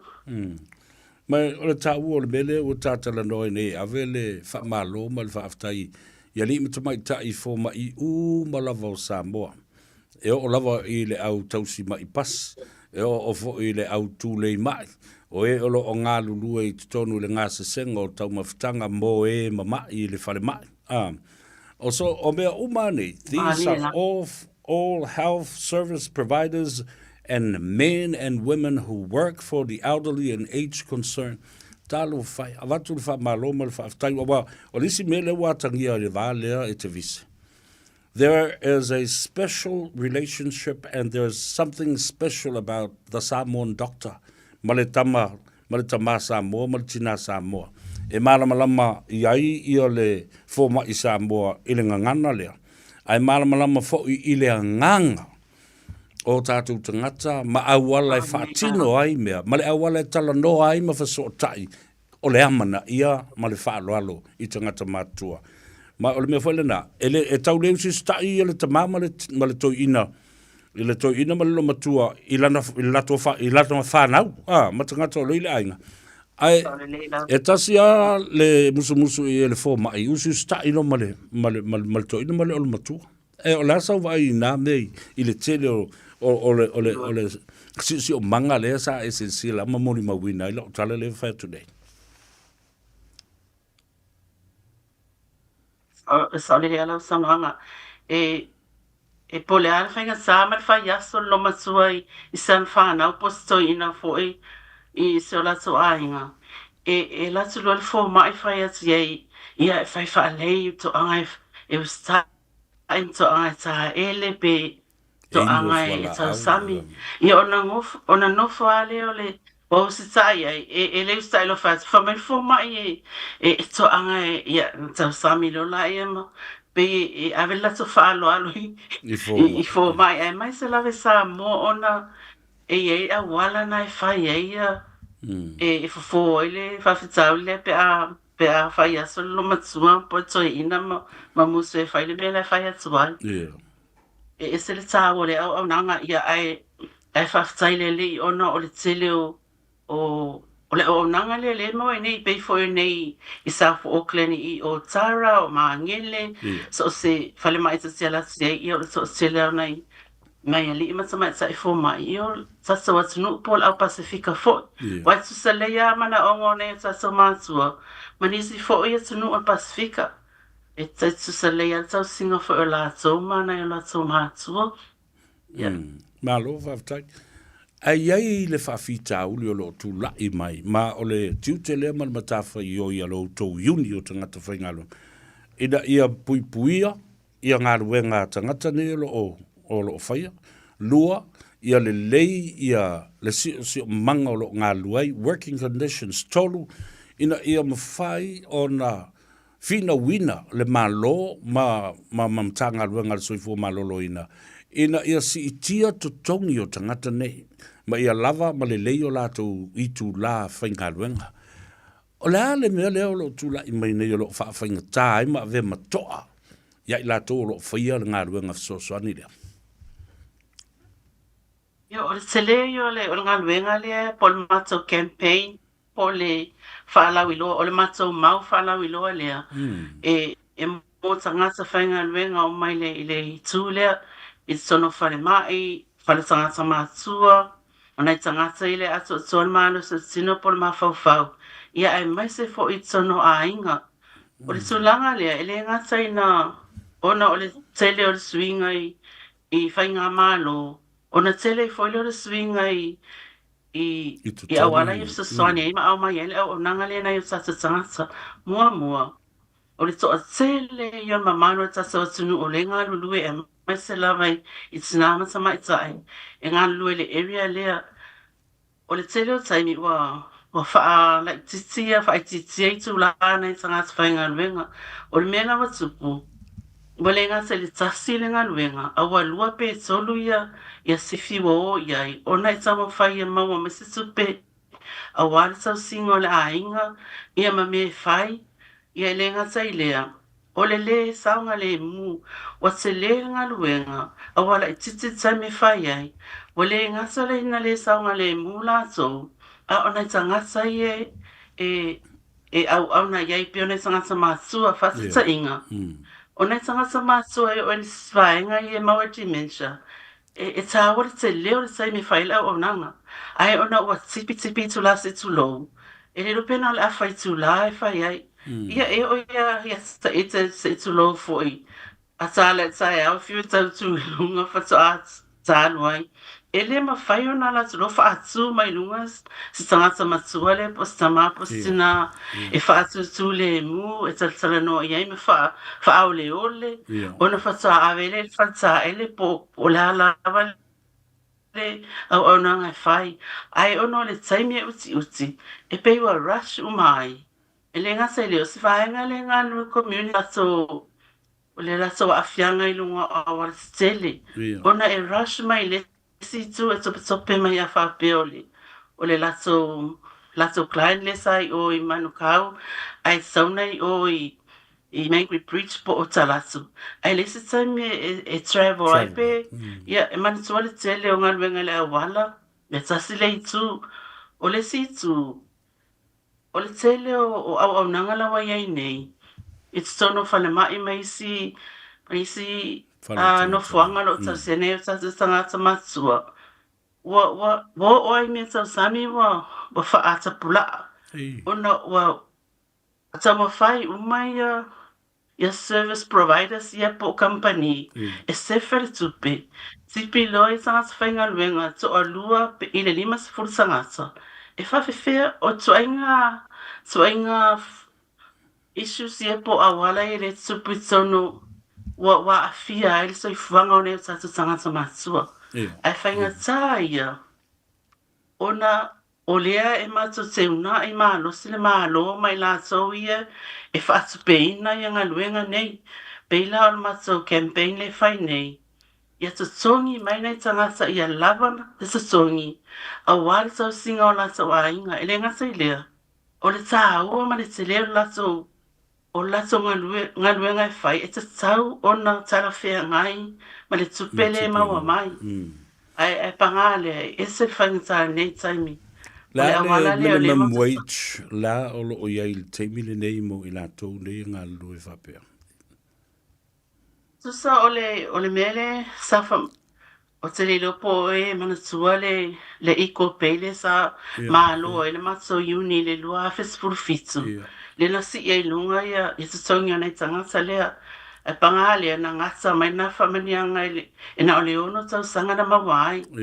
E tusa la wa luas furu valu ia luas furu wata la ala wa e po luas furu iwa te mine i tangata.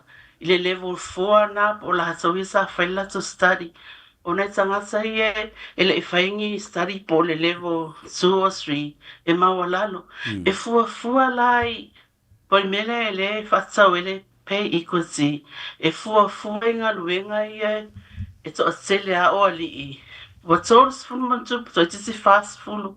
Exactly the same value of work ele whai e nai vaenga i Fue la Australia. Votors full month to is fast full.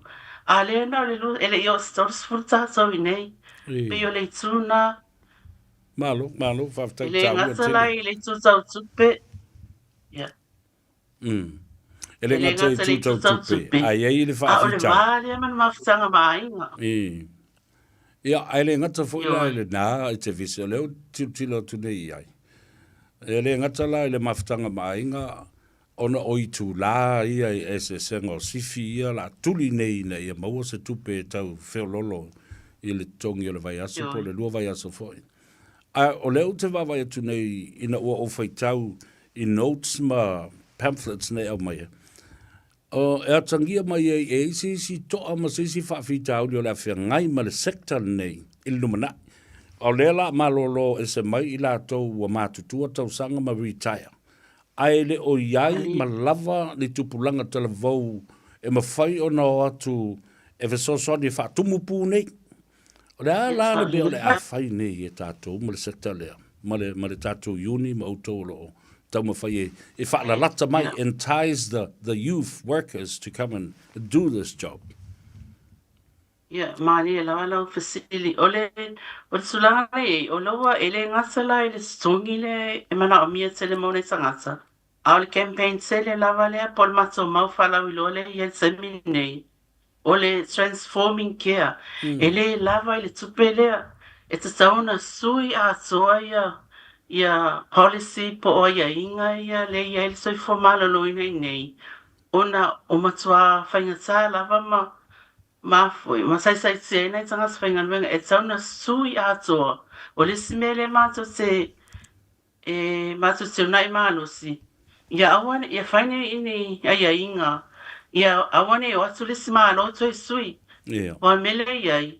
E ese na whatu langa maisi i se ia inga ma malienga ia. Na lea toa le simalo tia i mato se tulo. Ai toi whaila to.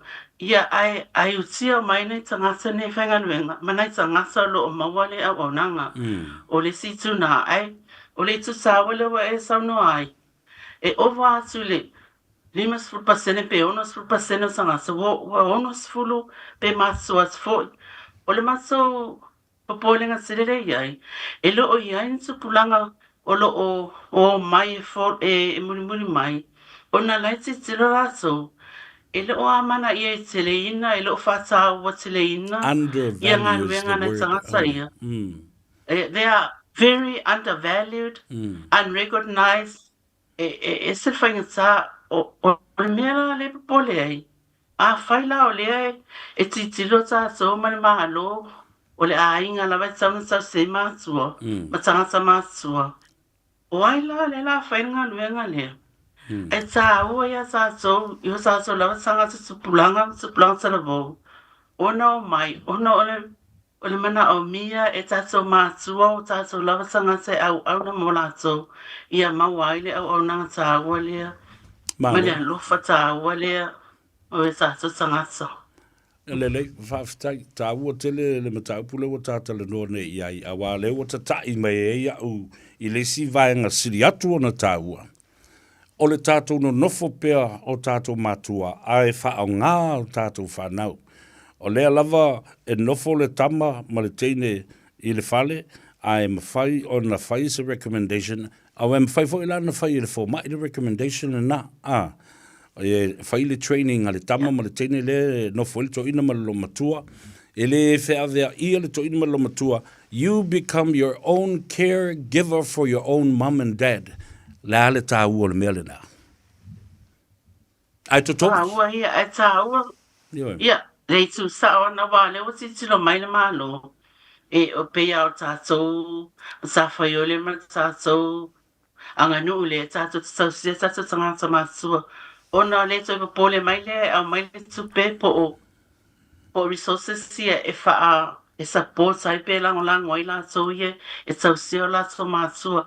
O le si tūna e titilo i tātou, mai tātou anga nuu ma le tātou tūma anga le tau singa o tātou ainga mātua. E tātou o le mea whaina le mātua tātalo atuai i tātou communities, tā wharapata patonga. E o mai e support mai le mātou campaign lea. Ina ia manuia aia, ia ni wale o le si me lo whai. Wa tere na whai me la tau ia whai unga. Ai lo o au fia, ai tangata ia, sauna o atu e whai whata si whai unga ia. O tangata le la tu te iloa ia, le tūlanga le inga luenga. E pei o le mena lawa whai, na ona tu umai ia, pe o le mena o whanonga runga ena po. Na le whai o la tu whai unga, no mai le pe wha fōlinga mai. O lea e whatara noa i a inga, whatara noa e matanga luenga, po le whaala songa alawa, o man whai le whai unga. Pei o le mena le si tūla, le mau titilo iai. E tā ua ia ona, o le aso luas putola o ke topale e tā whai mai ia, ia uni ato o mai ne New Zealand. O le alua ile, savalinga po le fono telele i taulanga ese o le tunu.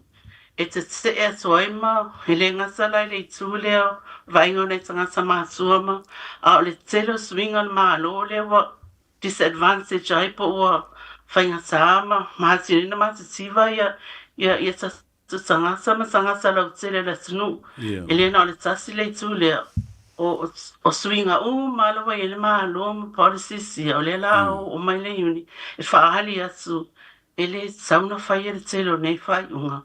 Ona o le wa afia tele na i tangata lau tele. Malo, whaftai tā ua tele. O le ale asol na savavali ei, a o whewha il savali. E lau nei o kilani o le au tia sen, ha tia square le whai ai. O ia, tau mai taini au te la tā savavali. Asa i whai atu ia so usa keke.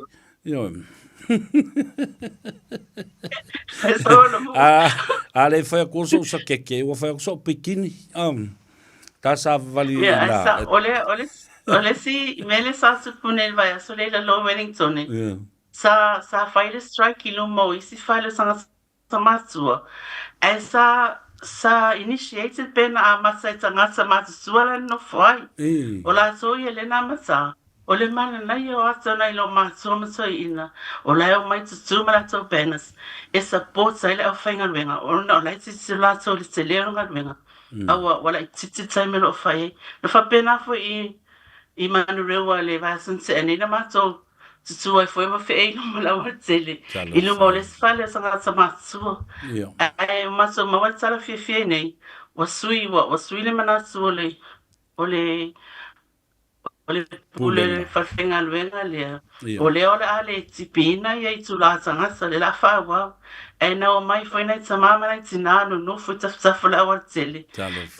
E so tau au mai matau ngā luenga. Malo, whaftai, ia waila iai. O tau malo losi nā o mai tātou sāwawali whai mai se holo mu o oi sa ako ai whai aku ia sa o pikini kako o loi kai. Bueno, a lewa e pu ea mai le mata e pu lena o whaiatu e nei. Ono le mata talunanga I le porokiki mala auli. E winga I le tūla whono na pāsia e le malo tu le epa malei chapipi. Na mua pas tusi tūla whono pasi whai le whaiunga. Ai whatanga o I tua I nuu mawhiu anga. E tau whaatala noa. Na ona tau whaatata. O le mea lana e tau le tau whaavaleka. O le lea a fia o I tūtino uma. E te tau ona iei le whainga o le whaamsinonga lea. Ma le whaiunga lea. Le vai le maua I le si level lea ma lea platform. A lea e te maua le mai le winga le Foi mele tupu nei, fa pena foi mele tupu nei. O mana fai, fa sa tia mai. Ai fa folinga mai o le wa consults mai ia vaenga le vai le ia e whainga sā ia ona so ia watu ni manasu ma awale whale le o nanga ono lawa o mana whai la so whai unga ai au mai e to whatsala no atu. Ma lo whaftai o lewa tātau I si ui o le tāpol kalame, whaftai tele lava ia te oe le whitua, oe le tua whawhine.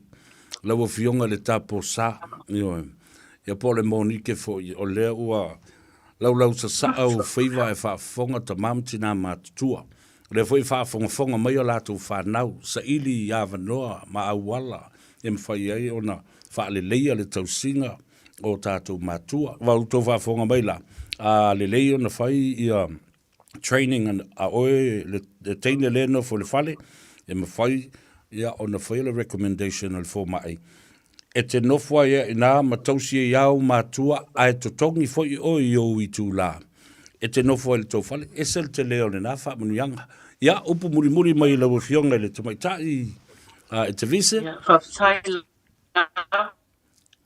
ia malo lawale le tawatai whaftai foi e talo atu e whasoin mai a whaiu e ni a inga o lo mawala au nanga le ia inga mātou se fia tana noa po a mai le au nanga po a foi ni tau le ale le tala e whai support ane tangata ia ia whautuanga e support ane tangata ia mau mai o pongi po ai foi ni so a inga ilo o le iuni so se msanga lwenga lava ia sa wale le ia I o le leo o la tono o farfainga lwenga ia e support ai foi malango ia la so ia mai so sa songa lwenga fai fatas o wa ele na sa se tu fai tato uma lava me mana o miele malo fatai fatai sele molta po inga Samoa e mai sele o tato matsu fatai sa vea mono o amano ia lo fai le tua maua lo soifua mo fai malo si ta whenua I le vai a so fau I le asunga fua, I le tau le ono, I le fiafia whatasfo I ma le aso lulu, la umalo wha uau lava le nā. Le anga tā ua tele, le soifua tau a fiafi o tātou mātua, ia, ma tau longolongo tu fo I o tātou aingolo, tau si ai o tātou mātua, mātutua, tua asina sina o le atu no, tā ua tele, le ngā ruenga mo o tau. Ia, le nā, ia wha soifua, ia, ma ia manuia. Wha soifua. Ia, o no o mai leo la utala noa ele mata upu lea o le tātou tausala Samoa. Tausala Samoa ale Samoa College. Le vai aso le aso sful ma le wha o le masina le neo le noinga le vai aso lea. Le a whatino ai I le tātou tausala. Ia, I le maota o Samoa. So soani e fo I le tātou a onga. Le kolisio Samoa I vai vase. Ia na ngalu nga whai, ia me se fo I o le vesosoni I a tātou computer labs, ia o le tātou library, ia vesosoni fo I nisi me whai le a onga, na I skolosipi fo I mo tamaiti ata mamai, le leo lātou mawhau, ia lima vai na I o lātou mātua, ia ale o le nā fo I. E mamau le me malanga mai ai, pasi ma mea whapena. Ia, e sāwa vali, futi ai lalo, nga ngai ka maiki kuori, ngalo ofua onga, ai ke la ai lalo ngal ku ia solo lo vai, ke o le whare mo kua kafi kokulis ka mai vai ko. Wafo e kene sa vali le, ek sa vali me ka kiki ma ai lo whaari I leo sau mea ai. Ia. Ia, mole atu lo whaanga, ole si tātou, ma lona tu e moana le la ai ono o whaaloalo I ai I le tūlanga o le lava o lona malosi malosi I ngasi mai foi o le sunga le pali tele titi ua toa mali e toa tanu mawhili ia ta mao le atunu te maila na tala le la I tea le ataua sa vea au te tapu I pēa I o Faiva le lua feba le fitu sa utu si ai le vi I o le mali e toa ina o tu malo. le sunga le mali to tan mo fili le lua. Ma tu ina tuai le master o le na le pine. Le sunga le pali tele. Ona fe mai. O mea uma le tonu le pese lea le atau se vea. O mea uma sa o uma mea uma na o lo iai tonu. Ma o mea to tino, ma o mea sina uma lang sa mali toa ma le matuta ma. Na laila e leo na ave. E teu wha le leipe tipi e fo inisi copies. Ia e tango ia e tufa ma whatau inatu. I o lona au ainga ma whanau, ma whanau, ma whanau. Pa mai le sau doanga pali, ia te auan le la. Pali tele titi ua toa, mali e toa. Ia i le mea le tupu i Samoa. Wa umana whai atu, ia fia me walto ina e lango tele. I le whaatua i le atua Samoa ua tasi. O le upu lea na lafo i tono o le mautafono ma le pale mene. Se i lea. A lae whautua lava i a fia me. Wa ai, vele wha le leile vao mautua i se i lo i runga lea ale na, o tau na se, i le ale i leina se. O ye vele le, me vele, o le winga leile se vele fuki. O le vele matau au wha i a toa lea amali ya. Tongi, wafope tongi i se afi. Yoe, le si baanga sili na tau o wha manatu mai ele sunga le pali tele titi ua toa. Sa vea, ia e launga le upulea. Wha a foi whanua o le atu nuu ua le toi wha ngā ina ele malo. Ia le wha a fonga mai. Ia le au te talitala no atu foi ma. Wha a poi foi ma au tu o lalo atu foi. Le fionga le minsta ma le fionga le tumaita i pare mia. Ia minsta o ele. Toi susuru ma o to uma.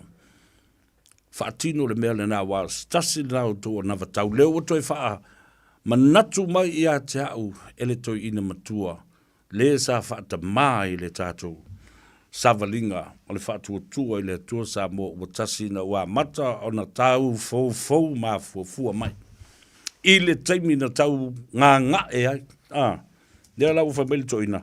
Sei le alai nei vele le vao awana i se le futia nei vele futia tua i sei a tua le lua fa fo i fanua o le atu nuu ua le to i fa ngaina le tau tala i le mutu tu le fa mai tula fono nei e mana o lo malo le fanua la ave lo le se ko fa le ave fa le kako oi il fa pui ma mako oi ka fa ngaka po ka malala tau fa fonga i upu le mi ngau upu fa sau sidi fe la la wo ia la lo ai pe le povi pe ne pokades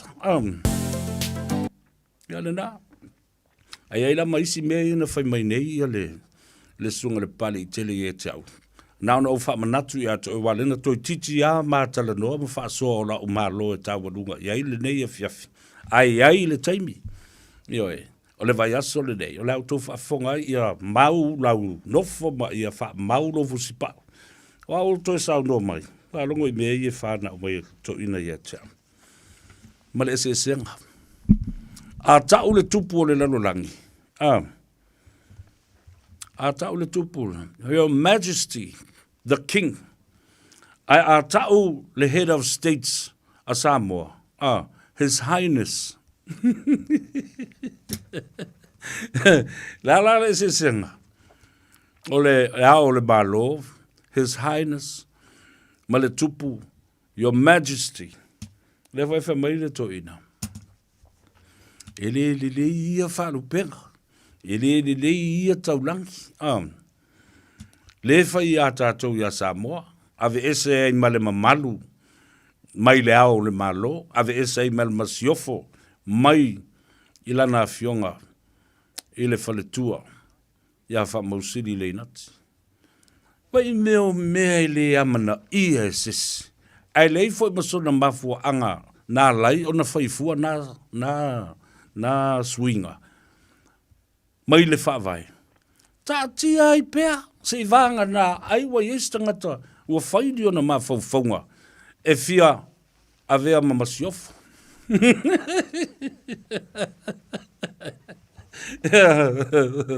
Ma fia ai ma follow ma inu uma ma malu. Ia vai le mele anga tiri. Leale, what was the rationale behind it of taking off the honorific le mamalu? Mai le ao le malo. Nea masinka mai pau ngā ringa lo ke fua le ngā mea. Ave esei malmasiofo mai le whaletua. Ino. Go tau whafonga I le amatanga o le solinga o le whawai.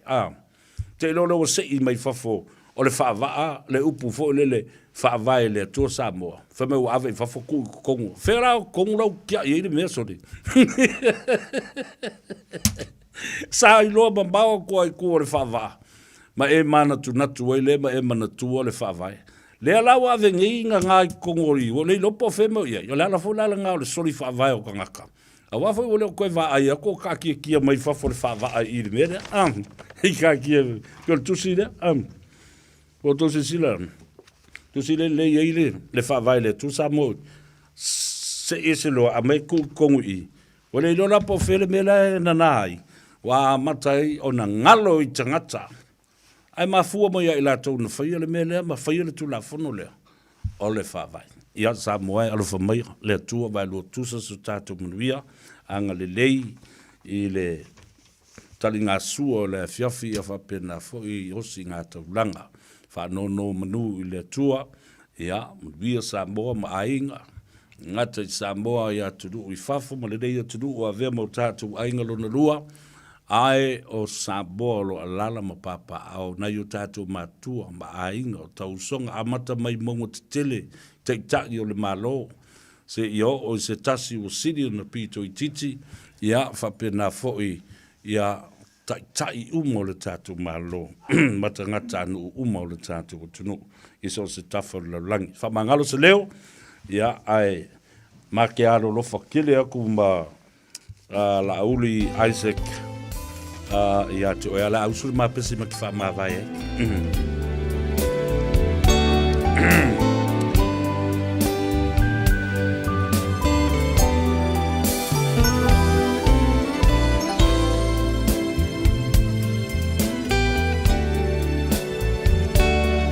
manga kua mai e ka ikari te whape I ese.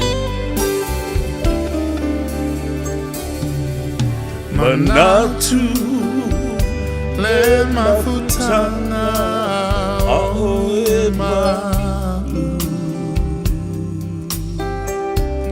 o e manatu maita o tu mawita I lo fatu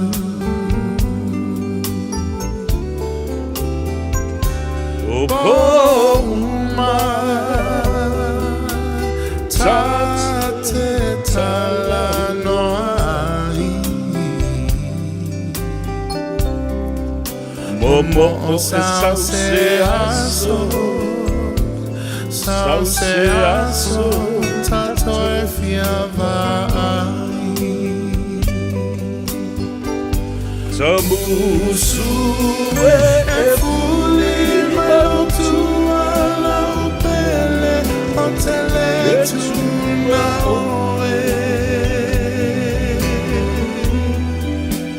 Tau sau songi o lau fusi ia mana tuai Musue e fuli mau tua le polona Tale lava le whaingata ai a whai o lea a upele mo lava lea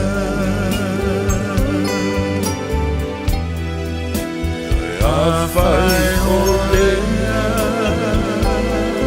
a upele mo lava lea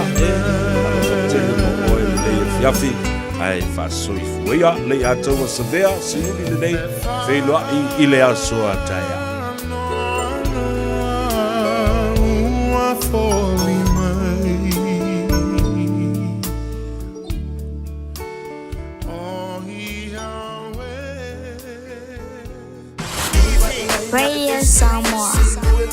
lima i tolu.